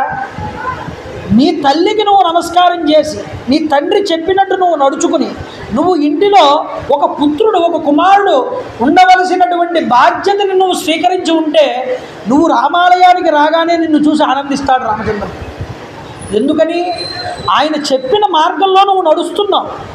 నేను నడిచిన మార్గంలో, నేను చెప్పిన మార్గంలో వీడు నడిచాడు, వీడిని చూసి నేను ఆనందిస్తానంటాడు రామచంద్రం. కాబట్టి మనం ఎలా బ్రతుకుతున్నామన్నది కూడా భగవంతుడి విషయంలో చాలా ముఖ్యమయ్యా. మన బ్రతుకంతా అధర్మం వైపు ఉండి భగవంతుడు మనల్ని రక్షిస్తాడు అనుకుని ఆయనకి తాను డబ్బులు ఖర్చు పెట్టి పూజ చేసినా భగవంతుడు దాన్ని శ్లాఘించడు. భగవంతుడు వీడు ధర్మాత్ముడు, వీడు మంచివాడు, వీడిని అనుగ్రహిస్తే వీడి వల్ల నలుగురు ఉపయుక్తుడు అవుతాడు, నలుగురికి శ్రేయస్సు చేస్తాడు అనుకున్న వాడిని చూసి భగవంతుడు ఆనందించి వాడిని అనుగ్రహిస్తాడు. ఇప్పుడు కష్టాలు పడి ఉండవచ్చు, కానీ ఎప్పటికైనా వాడికి భగవద్ అనుగ్రహం దక్కి తీరుతుంది. ఇది రామాయణం చెప్పినటువంటి ధర్మం అండి, రాముడు చెప్పినటువంటి ధర్మం. కాబట్టి కళ్ళకి కనిపించే ప్రత్యక్ష దైవాలని విడిచిపెట్టి కనబడని దైవాన్ని మొక్కుతానంటావేమిటయ్యా? కాబట్టి అలాంటి ఆరాధించడం కంటే మాతా పితృల్ని గురువుల్ని సేవించడం చాలా యుక్తము కదా సీత. కాబట్టి ఆస్వాదీనం కథం దైవం ప్రకారై అభిరాజ్యతే సాధ్వీనాం నమతిక్రమ్య మాతరం పితరం గురుం. తల్లి, తండ్రి, గురువు ముగ్గురు కూడా ఈ లోకంలో ప్రతినిధులు. వీరికి శుశ్రూషలు చేయడం ఎంత గొప్ప పుణ్యమో తెలుసా?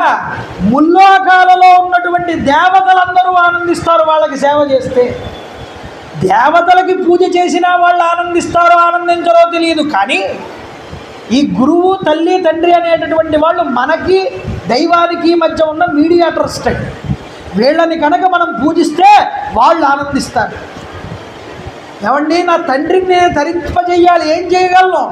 ఆయన పేరు మీద శ్రాద్ధం పెట్టు, ఆయన పేరు మీద నలుగురికి దానం చేయి, ఆయన పేరు మీద నలుగురు వినేలాగా ఒక భగవత్ కథను వినిపించు.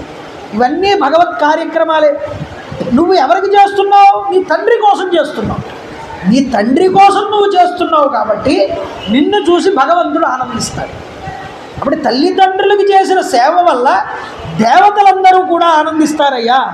కాబట్టి వాళ్ళందరినీ ఆరాధించిన ఫలితం కూడా వీళ్ళ ముగ్గురిని ఆరాధిస్తే వస్తుందన్నారు. అందువల్ల ఈ త్రయంతో సరితూగగలిగినటువంటిది, అంటే ఈ ముగ్గురితో సరితూగగలిగినటువంటిది పవిత్రమైనది మరొకటి ఈ లోకంలో లేదు. తల్లి, తండ్రి, గురువు వీళ్ళకన్నా పవిత్రమైన వస్తువు లేదుట. వాళ్ళ ద్వారా తరించగలిగేటటువంటి అదృష్టం నీకు కలగాలి. ఆ వాళ్ళకన్నా తరింపజేసేవాళ్ళు మరొకళ్ళు లేరు అని చెప్పారు. స్వర్గో ధనం వా ధాన్యం వా విద్య పుత్ర సుఖానిచ. ఆయన మరొక మాట అంటున్నాడు, నేను చెప్తున్నటువంటి మాట ఇది ధర్మయుక్తమైనటువంటి మాట. దీనివల్ల ఏమిటో తెలుసా? ఏదో నేను గొప్పగా మాట్లాడుతున్నానని కాదు, దీనివల్ల భగవంతుడు ఆనందిస్తాడు. నేను ధర్మం మాట్లాడుతున్నాను, నేను ధర్మాన్ని ఆచరిస్తున్నానని. అందుకనే ఏమండి, కంఠశోష వచ్చేలాగా ఇంత గోలలో కూడా మీరు ప్రవచనం చెప్పడం ఎందుకంటే అవసరమా అని మీరు అనుకోవచ్చు. కానీ మేము వినలేము అనుకుంటారా? మీరు వినకపోయినా ఏమిటన్నాడు అంటే అముక్తమాల్యదో శ్రీకృష్ణ దేవరాయలు వారు, వినకున్నను భూతహితంబు కోరి ఉచ్చరించు మాటకు ఈశ్వరుడైన మెచ్చు కదా. లోకశ్రేయస్సు కోసం చెప్పినటువంటి ఒక మాట నువ్వు విన్నా వినకపోయినా భగవంతుడు విని ఆనందిస్తాడట.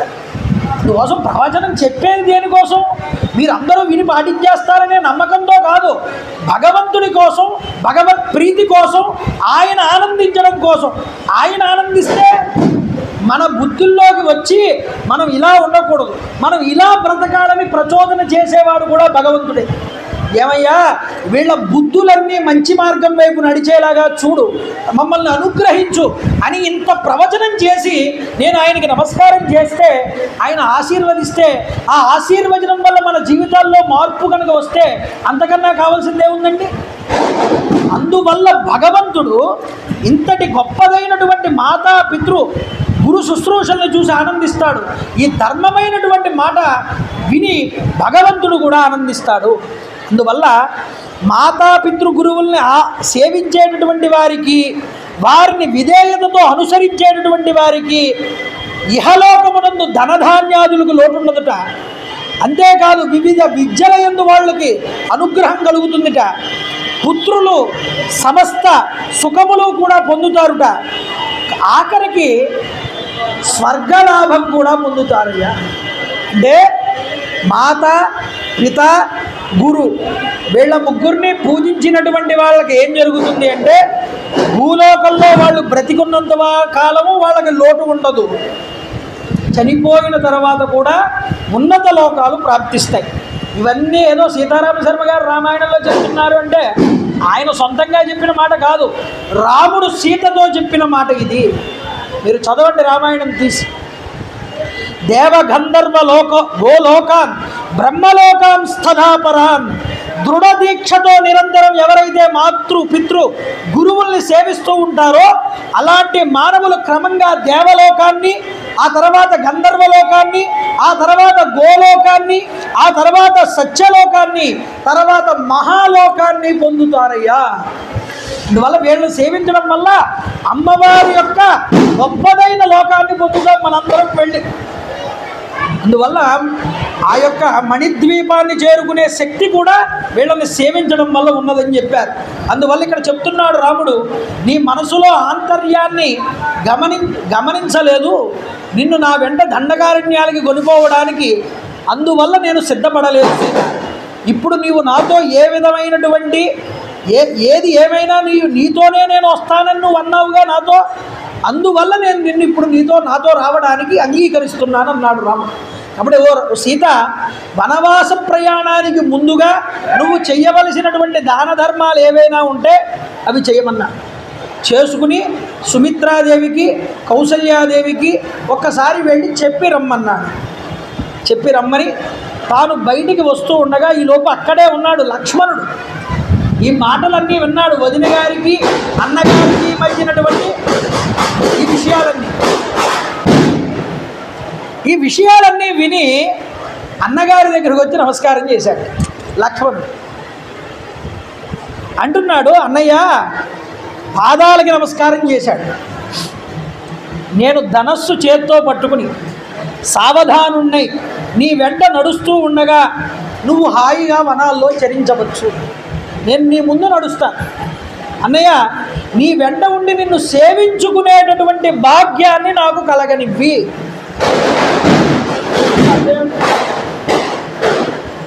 లక్ష్మణుడు చిన్నవాడు, రాముడు పెద్దవాడు. రాముడు ఇంటికి పెద్ద కుమారుడు. తండ్రి తర్వాత అంతటి స్థానం ఎవరిది అంటే ఇంటికి పెద్ద కుమారుడిది.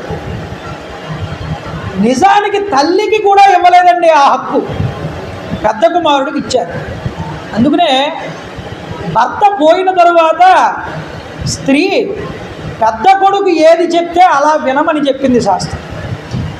పెద్ద కుమారుడిని అడగాలట, ఒరే నాయన తీర్థయాత్రలకు వెళ్ళాలనుకుంటున్నాను అంటే, అమ్మాయి ఇప్పుడు కాదు తర్వాత వెళ్ది కానీ అన్నాడు అనుకోండి పెద్ద కుమారుడు, ఇంకా నేను వెళ్తానని అనకూడదు. వాడు ఎప్పుడు పంపితే అప్పుడు వెళ్ళాలి. అంటే అధికారం ఎవరి చేతిలో పెట్టారంటే రాముడి చేతిలో పెట్టారు. పెద్ద ఇంటికి పెద్ద కుమారుడి చేతిలో పెట్టారు. ఇక్కడ రాముడు ఇంటికి పెద్ద. లక్ష్మణుడు, అన్నయ్య నీకు నేను సేవ చేసుకుంటాను, నాకు అనుగ్రహం ఇవ్వి, నీతో పాటు వచ్చి సేవ చేసుకునే అనుగ్రహాన్ని నేను అడిగాడుగా. ఇది అడిగితే ఇది ధర్మమేనన్నారండి శాస్త్రంలో. అయితే రాముడు వెంటనే ఒప్పుకుంటే రాముడు ఎందుకు అవుతాడండి?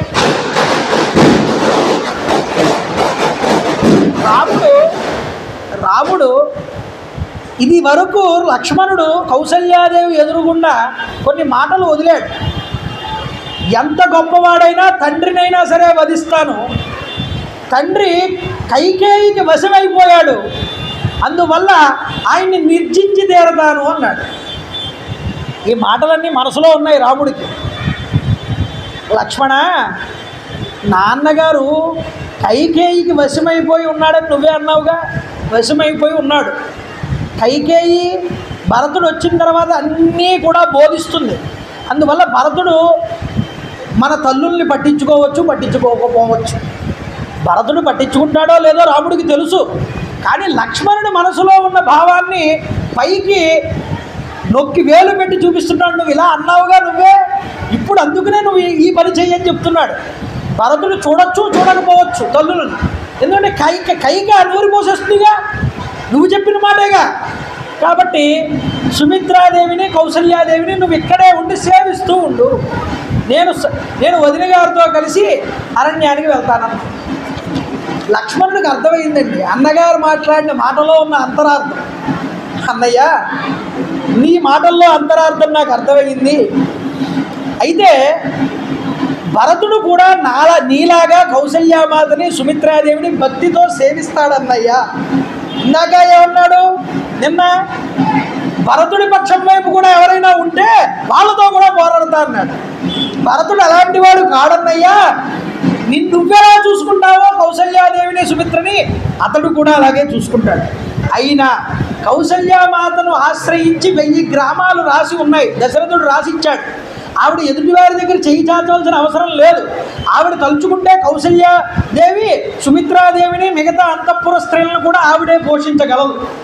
కాబట్టి వాళ్ళ పోషణ వాళ్ళు చూసుకోగలరన్నయ్య. కానీ నిన్ను చూసుకునే వాళ్ళు ఎవరుంటారు? నీ సేవ నాకు కావాలన్నాడు. నీ సేవ నాకు కావడమే కాదు స్వామి, ధనుర్బాణాలని ధరించి పలుగు చిన్న గంప తీసుకుని నీకు ముందు భాగంలో నడుస్తూ ఉంటాను. ఈ పలుగు గంప ఎందుకయ్యా అన్నారు. పలుగు గంప అంటే ఈ పలుగు గంప ఉపయోగించి రహదారుల్ని శుభ్రం చేయడానికి, కందమూలాలు తవ్వి తీయడానికి ఇవి నాకు ఉపయోగపడతాయి. అంతేకాదు అన్నయ్య, నీతో నన్ను వచ్చి నీకు సేవ చేసుకునే భాగ్యాన్ని నాకు కలిగించు. ఇక్కడ లక్ష్మణునిలో ఉన్నటువంటి భగవద్భక్తి బయటపడుతుంది. చూడండి, సోదర అనుసరణం కోరుతున్న లక్ష్మణుడు భగవత్ కైంకర్య రూపమైనటువంటి భగవద్ భక్తుడి మర్యాదని కూడా చూపించాడు ఇక్కడ. అంటే భగవంతుడి సేవ కోసం భక్తుడు తహతహలాడతాడు. కాబట్టి ఇక్కడ భక్తుడు లక్ష్మణుడు కాబట్టి రాముడికి సేవ చేయడం కోసం చాలా కుతూహలంగా ఉన్నాడు. భక్తుడి యొక్క లక్షణాన్ని చూపించాడు ఇక్కడ. అందుకనే ఆధ్యాత్మిక అవలోకనంలో కూడా భక్తి శాస్త్రాన్ని రామాయణంలో అయోధ్యకాండ చాలా చక్కగా చూపిస్తుంది. అందున ఇంటికి పెద్దవాడెవరండి? రామచంద్ర ప్రభు. తండ్రి తర్వాత తండ్రి అంతటి వాడు. కొడుకు తండ్రిని ఎలా సేవించాలో ఇంటిలో ఉన్నటువంటి చిన్న కుమారుడు అన్నగారిని అలా సేవించి తండ్రి గారికి సేవ చేసినట్లుగా చెయ్యాలి. అలా చేస్తే అది ధర్మం అన్నారు. అది ధర్మచక్రంలోకి ఇముడుతోంది. కాబట్టి రామచంద్ర ప్రభు లక్ష్మణుణ్ణి తనతో పాటు రావడానికి అంగీకరించారు. అంగీకరించి అన్నారు, లక్ష్మణుడు పలికిన మాటలన్నీ విని, ఓ సౌమిత్రి, నువ్వు నాతో రావడానికి నేను అంగీకరిస్తున్నాను. అయితే నువ్వు చేయవలసిన పని ఏమిటంటే, మనకి సమయం లేదు, వేగంగా వెళ్ళి వశిష్ఠ మహర్షి యొక్క ఆశ్రమంలో తన కుమారుడైనటువంటి సుయజ్ఞుడు ఉంటాడు. ఆ సుయజ్ఞుడి దగ్గరికి వెళ్ళి 2 బాణాలు, 2 అక్షయ బాణ తూణీరాలు, అలాగే 2 ఖడ్గాలు, 2 కవచాలు పట్టుకుని రా. వస్తూ ఆ రోజు జనక మహారాజు గారు వరుణయాగం చేసినప్పుడు వరుణుడు మనల్ని అనుగ్రహించి 2 బాణాలు ఇచ్చాడు, ధనస్సులు. ఆ ధనస్సులు 2 కూడా పట్టుకుని రా అన్నాడు. చెప్తే వెంటనే అగ్నిహోత్రం దగ్గరికి వెళ్ళి ఆ యొక్క సుయజ్ఞుడి దగ్గరికి వెళ్ళి, అగ్నిహోత్రం అప్పుడే మాధ్యాన్నిక సంధ్యావందనం చేసుకుంటున్నాడు. వెళ్ళి అతని దగ్గర ఉన్నటువంటి ఆశ్రమంలో ఉన్నటువంటి ఈ యొక్క ధనుర్బాణాలన్నింటినీ పట్టుకుని ఆ యొక్క సుమిత్రాదేవికి కౌసల్యకి కూడా చెప్పి భక్తి శ్రద్ధలతో తాను వచ్చాడు. రామచంద్ర ప్రభు చాలా ఆనందించి నా దగ్గర ఉన్నటువంటి ధనాన్నంతటినీ కూడా నేను దానం ఇచ్చేయాలనుకుంటున్నానయ్యా లక్ష్మణ. కాబట్టి ముందుగా మన ఇంటి పురోహితుడైన వశిష్ఠ కుమారుణ్ణి ఇక్కడికి తీసుకురా అన్నాడు. వశిష్ఠ కుమారుడైనటువంటి సుయజ్ఞుడు వెంటనే రామచంద్ర ప్రభు పిలిచారని తెలుసుకుని వేగంగా వచ్చాడు. అక్కడికి రాగానే ఆయన తన దగ్గర ఉన్నటువంటి గొప్పదైనటువంటి ధనరాశులన్నింటినీ కూడా, దండకడియాల్ని, అలాగే కుండలాల్ని, సువర్ణ సూత్రాల్ని, చేతి కడియాల్ని మొదలైన వాటన్నింటినీ దానం చేశాట ఆ బ్రాహ్మణోత్తముడికి.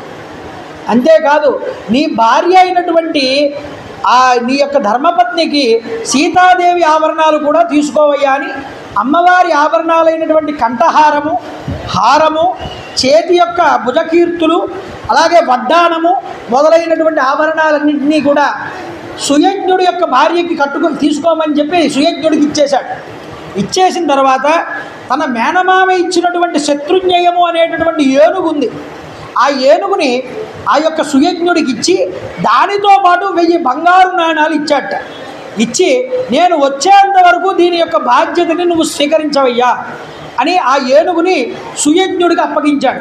అప్పగించిన తరువాత లక్ష్మణుడిని పిలిచన్నాడు, నాయన మహర్షులందరినీ పిలుచుకురా, కౌసల్యాదేవి కొలువులో ఉన్న బ్రాహ్మణోత్తములందరినీ పిలుచుకురా, అంతేకాదు వేదం నేర్చుకున్న ప్రతి ఒక్కరిని కూడా పిలుచుకురా, అంతేకాదు నాయన తైత్తరీయ విభాగానికి చెందిన వాళ్ళని, అలాగే చక్కటి వాక్శుద్ధి కలిగిన వాళ్ళని, అలాగే మిగతా బ్రాహ్మణోత్తములందరినీ కూడా ఇక్కడికి తీసుకురా, వాళ్ళందరికీ నేను నా ధనాన్ని దానం చేస్తానన్నాడు. అలాగే అగస్త్యుడు, విశ్వామిత్రుడు, జాబాలి, కశ్యపుడు మొదలైన వాళ్ళందరూ కూడా వచ్చారు. వాళ్ళతో పాటు చాలామంది బ్రాహ్మణోత్తములు వచ్చారు. కౌసల్యాదేవి కొలువులో ఉన్న బ్రాహ్మణోత్తములు కూడా వచ్చారు. వీళ్ళందరికీ కూడా దానాలు చేశాటండి. ధనాన్ని ఎంతగా వస్తే అంత. ఇక తర్వాత ఈ దానాలు బ్రాహ్మణోత్తములకు చేసేసిన తరువాత తన ఇంటిలో ఉన్న పరిచారకులందరినీ కూడా పిలిచాట రామచంద్రప్రభు. పిలిచి వాళ్ళకి 14 సంవత్సరాలకి కావలసిన జీతాలన్నీ ఇచ్చేశాట. ఏదో మీరు ఈ నెల చేశారా చేయలేదా ఈ ప్రశ్నలు ఏమీ లేవు. వచ్చే 14 సంవత్సరాలకి ఎవరి జీతం వాళ్ళకి ఇచ్చేస్తాను, తీసుకోమని ఒక మాట చెప్పాడు. నా గృహాన్ని, లక్ష్మణుడి గృహాన్ని కూడా మేము లేకపోయినా వాటిని చాలా జాగ్రత్తగా శుభ్రంగా ఉంచుతూ మీరు జాగ్రత్తగా జీవనం గడపండి, కాపాడుతూ ఉండండి అని వాళ్ళకి చెప్పాట. చెప్పి అక్కడి నుండి మిగతా ధనాన్నంతటినీ తెప్పించేశాట. తన యొక్క కోశాగారంలో ఉన్న ధనాన్నంతటి తీసుకొచ్చేసి ఆ యొక్క ట్రెజరీ వాళ్ళందరూ కూడా వచ్చి ఆ ధనాన్ని కుప్పల కుప్పల కింద రోడ్ల మీద వేసేసారటండి. కొండ రాశి కింద మారిపోయింది ఆ ధనం అంతా కూడా. చూసిన వాళ్ళందరూ ఆశ్చర్యపోతున్నారు ఆ ధనాన్ని. అయితే వృద్ధులకి, బాలులకి, స్త్రీలకి మొదలైన వాళ్ళందరికీ కూడా పిలిచి రోగగ్రస్తులకి, దీనులకి కూడా ఈ ధనాన్నంతటినీ దారపోసేశాడు రామచంద్రపురం. దానాల కింద ఇచ్చేశాడు.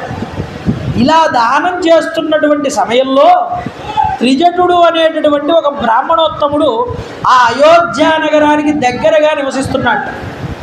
ఇలా నివసిస్తున్నటువంటి సమయంలో ఏం జరిగింది అంటే ఆయన పాపం ఊంచ వృత్తితో బ్రతుకుతున్నాడు. అంటే కలుపు తీసేసి ఊడ్చేసిన తర్వాత మొత్తం పొలాన్ని కొంత ధాన్యం భూమి మీద పడతాయి. పక్షులు తినేసినటువంటి ధాన్యపు గింజలు మిగిలినవి కింద పడుతూ ఉంటాయి. అలాంటి వాటిని వెళ్ళి ఏరుకుని ఆ ఏరుకున్న ధాన్యాన్నే తాను తిని తన ఇల్లాలకి పెట్టి పుత్రులకు కూడా పెట్టేవాడు. చాలా కటిక దరిద్రాన్ని అనుభవిస్తున్నారు. ఇంత గంపెడు సంతానం, భార్య చాలా పేద పరిస్థితిని అనుభవిస్తోంది. ఆవిడ అంది భర్తతో, ఏమండి, రామచంద్ర ప్రభు సకల గుణ సార్వభౌముడు, ఆయన పేదలకి దానం చేస్తాడు.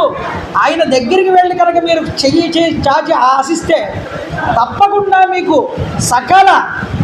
సకల ధనాన్ని కూడా మీకు అనుగ్రహిస్తాడు.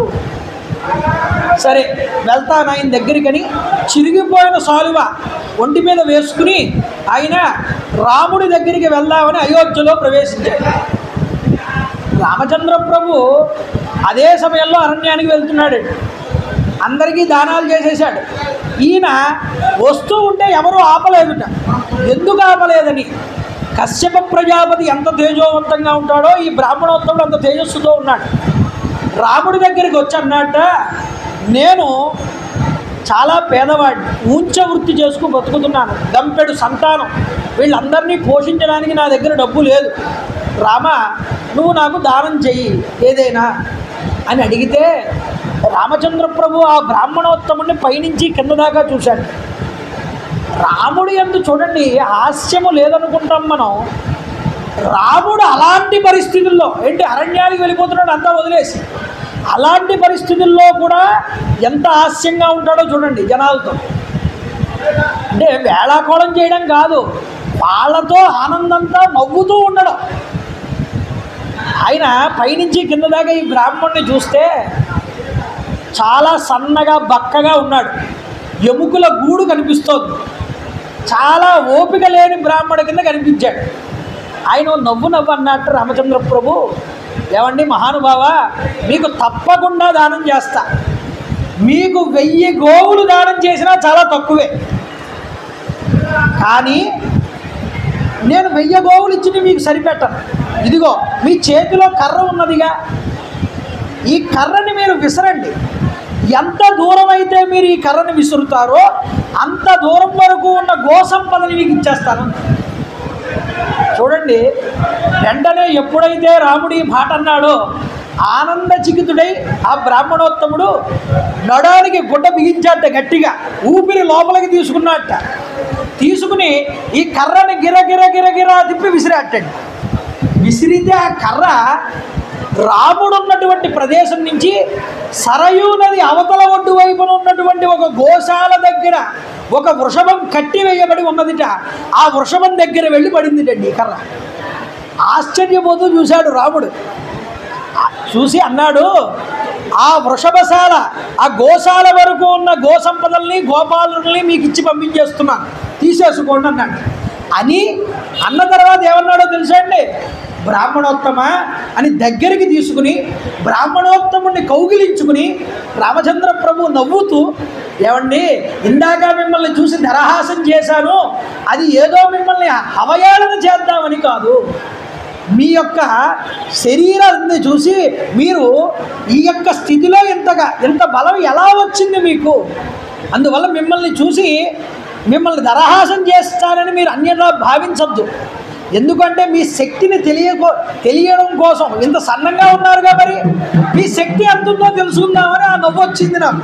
అంతకుమించి మరొకటి ఇంకా మీకు ఏమైనా కావాలంటే చెప్పండి, నేను దానం చేస్తాను మీకు. ఆ విధంగా దానం తీసుకుని రామచంద్ర ప్రభు దగ్గర ఆనందించి ఆశీర్వదించి రామచంద్ర ప్రభువుని ఆ బ్రాహ్మణోత్తముడు వెళ్ళాడు. మిగతా వారందరికీ దాన ధర్మాలు చేశాడు. అయోధ్యకాండలో 32వ అధ్యాయం ఇది. ఎవరైనా సరే కష్టాలలో ఉన్నారు అనుకోండి, అప్పుల పాలైపోయారు, కష్టాల్లో ఉన్నారు, చేతికి రూపాయి దక్కట్లేదు, రేపు ఎలారా దేవుడా తెల్లవారితే అనే పరిస్థితుల్లో ఉన్నారు, లేదా ఇల్లు కట్టుకుంటున్నారు, ఇల్లు ముందరికి వెళ్ళట్లేదు, ఆగిపోయింది మధ్యలో, లేదా ఎంతో కష్టమైనటువంటి పరిస్థితుల్లో అప్పు దొరకట్లేదు, ఇలాంటి పరిస్థితులు వచ్చినప్పుడు ఏం చేయమన్నారో తెలుసా అండి పెద్దలు? అయోధ్యకాండలో ఈ 32వ సర్గని పారాయణ చేయమన్నారు, వినమన్నారు. రాముడు చేసిన ఈ దాన ధర్మాల గురించి ఎవడైతే వింటాడో, ఎవడైతే చదువుతాడో వాడికి తప్పకుండా ఏదో రకంగా రామచంద్ర ప్రభువే ధనాన్ని అనుగ్రహింపజేస్తాడు. రామదాసు గారు శరచాల్లో ఉండి ననుబ్రోవామని చెప్పవే సీతమ్మ తల్లి అని వేడుకున్నాడు. వేడుకుంటే పాపం బాధపడుతున్నాడు రామదాసు, డబ్బు లేదని, ఎలా తీర్చాలి అప్పని. లక్ష్మణ వెళ్ళరా, తీసుకువెళ్ళి రామమాడలు మనం ఇచ్చి అప్పు తీరుతాం నడరా అని లక్ష్మణుణ్ణి పంపి తాను వెళ్ళి అప్పు తీర్చినట్లుగా కలియుగంలోనే ఉన్నాయి కదండి నిదర్శనాలు. మా తండ్రి గారు ఇల్లు కట్టుతున్నప్పుడు స్వ అనుభవాలు చెప్పుకోకూడదు, కానీ మా తండ్రి గారి అనుభవాన్ని చెప్తున్నాను మీ ముందు. తాను ఇల్లు కట్టాడు కష్టపడి. మా నాన్నగారు కడుతున్నప్పుడు ఇల్లు ముందరికి వెళ్ళట్లేదు, డబ్బు కనిపించట్లేదు, వచ్చిన డబ్బల్లా ఇంటికి వెళ్తుంది కానీ ఇల్లు మాత్రం పైకి వెళ్ళట్లేదు. మా నాన్నగారి యొక్క గురువు గారు యొక్క కాకరపర్తి రామన్ గారు ఇక్కడే ఉండేవారు, ఇప్పుడు ఉన్నారుగా, వారి యొక్క అబ్బాయి రామన్ గారు, బంగారు బాబు గారు వాళ్ళ అబ్బాయి. రామన్ గారి దగ్గరికి వచ్చి కూర్చుంటూ ఉండేవారు మా నాన్నగారు. ఏమంటే గురువు గారు ఇల్లు ముందరికి వెళ్ళట్లేదు, డబ్బు కనిపించట్లేదు, డబ్బు చాలా ఇబ్బంది అయిపోతుంది, ఎలాగో నాకు అర్థం కావట్లేదు, ఏం చేయమంటారు? ఆయన కూర్చుని సాయం సంధ్యా సమయంలో అనుష్ఠానం చేసుకుంటూ సంధ్యావందనం చేసుకుంటూ, ఏమయ్యా రాముడు రాంబాబు, మా నాన్నగారి పేరు రాముడు అనేవారు. ఆయన రాముడిని పట్టుకోవయ్యా, ఆయనే తీయిస్తాడు ఈ చేతంతా. నిరంతరం నోటితో రామనామం ఉచ్చరించేవాడు ఆయన. రామనామాన్ని నోటితో ఆపకుండా ఉచ్చరిస్తే కలిగే లాభం ఏమిటో తెలుసండి? వాళ్ళు ఏదంటే అది జరుగుతుంది. అయోధ్యకాండలో 32వ సర్గలో రాముడు అందరికీ దానాలు చేశాడు, బ్రాహ్మణోత్తముడికి దానం ఇచ్చి ఆనందింపజేశాడు. అది చదువు రోజు కూర్చుని, నువ్వు ఇల్లు అయిపోతుంది ఎందుకు అవుతుందో నేను చూస్తానన్నాడే.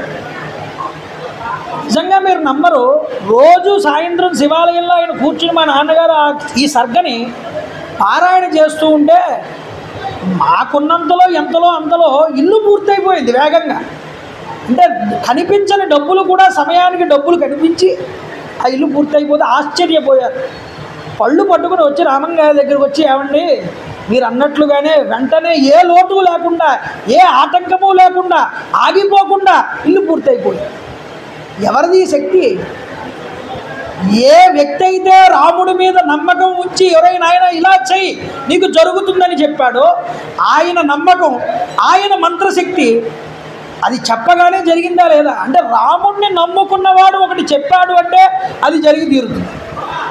అంతేకాదు మనం నమ్మకంతో చేస్తే ఆ నమ్మకానికి భగవంతుడు తృప్తి చెంది దాన్ని వెంటనే మనకు అనుగ్రహిస్తాడు. అందువల్ల కష్టాల్లో ఉన్నామని బాధపడకండి. రామాయణం నీకు ప్రతి దానికి కూడా సమాధానం చూపిస్తుంది, మార్గం చూపిస్తుంది. అందుకనే ఇది రామస్య అయనం రామాయణం అంది. రాముడి మార్గం అయ్యా, ఈ రాముడి మార్గాన్ని పట్టుకో చాలు, నువ్వు నీ కష్టాలన్నీ తీరిపోతాయి అని చూపించారు. అందువల్ల రామచంద్ర ప్రభు ఇలా దాన ధర్మాలన్నీ కూడా చేసి సీతమ్మ తల్లిని ఆ లక్ష్మణస్వామిని ఆ యొక్క రామచంద్ర ప్రభు రహదారిలో నడుస్తూ దశరథ మహారాజు గారి దగ్గరికి వెళ్తున్నాడు. ఎలా వెళ్ళాడు, ఏం మాట్లాడాడు దశరథుడితో, కైకేయిని అందరూ ఎలా తిట్టారు, ఈ విషయాలన్నీ కూడా రేపు సాయంత్రం మనం చూద్దాం. ఎందుకంటే ఈరోజు పరిస్థితిని దృష్టిలో పెట్టుకుని చాలా ముందులకు ప్రారంభం చేసాం. రేపన్న రోజున హాయిగా ప్రశాంతంగా ఆ సన్నివేశాలన్నింటినీ మనం కూర్చుని 6 గంటల 30 నిమిషాలకల్లా అందరూ రండి, ప్రారంభం చేసుకుందాం. నేను చెప్తాను, మీరందరూ కూడా చెప్పండి. శ్రీరామ జయ రామ జయ జయ రామ, శ్రీరామ జయ రామ జయ జయ రామ, శ్రీరామ జయ రామ జయ జయ రామ, శ్రీరామ జయ రామ జయ జయ రామ, సీతారామ హనుమంత, రామ సీతా హనుమంత, సీతారామ హనుమంత, రామ సీతా హనుమంత, సీతారామ హనుమంత, రామ సీతా హనుమంత. రామ్ రామాయ నమః, రామ్ రామాయ నమః, రామ్ రామాయ నమః. శ్రీరామ జయ రామ కోదండ రామ, శ్రీరామ జయ రామ కోదండ రామ, శ్రీరామ జయ రామ కోదండ రామ. రేపు శనివారం, అందున హనుమత్ జయంతి, చైత్రశుద్ధ పౌర్ణమి. వచ్చి రామాయణం వింటే హనుమ కన్నా ఆనందించేవాళ్ళు మరొకళ్ళు లేరండి. కాబట్టి హనుమంతుడిని దర్శనం చేసుకుని రేపు చక్కగా ఆ రామాయణాన్ని విని చక్కగా రేపు హనుమంతుడి ప్రీత్యర్థం ఇక్కడ ప్రసాద వితరణ కూడా ఏర్పాటు చేద్దాం. ఎవరికి తోచిన ప్రసాదాలు వాళ్ళు తీసుకుని రండి. అప్పాలు కుదిరితే కమిటీ వాళ్ళని అడుగుతున్నాను, అప్పాలు కుదిరితే రేపు అప్పాలు ప్రసాదం పెట్టించండి. రేపు హనుమత్ జయంతి కాబట్టి స్వామి అనుగ్రహం మనందరి మీద కూడా పడుతుంది. మనోజవం మారుతతుల్య వేగం, బుద్ధిర్బలం యశోధైర్యం, నిర్భయత్వం మరోగత మజాడ్యం, వాక్పటుత్వంచ. ఇన్ని ఇస్తాడు హనుమంతుడు తలుచుకున్నాడు అంటే. మిమ్మల్ని అందరినీ చూసి ఉప్పొంగిపోతాడు, వీళ్ళందరూ నా రామకథని వింటున్నారని ఆయన ఆనందపడతాడు. కాబట్టి శనివారం కూడా హనుమంతుడికి ఇష్టమైన రోజు. కాబట్టి మీరందరూ రేపు వచ్చి ఈ సేవలో పాల్పంచుకోవాలని కోరుకుంటూ, మంగళాశాసన పరై పదాచార్య పురోగమై సర్వైశ్చ పూర్వైరాచార్యై సకృతాయాస్తు మంగళం. కాలే వర్షతు వర్షణ్య పృథివీ సత్యశాలిని. జై గురుదేవ దత్త.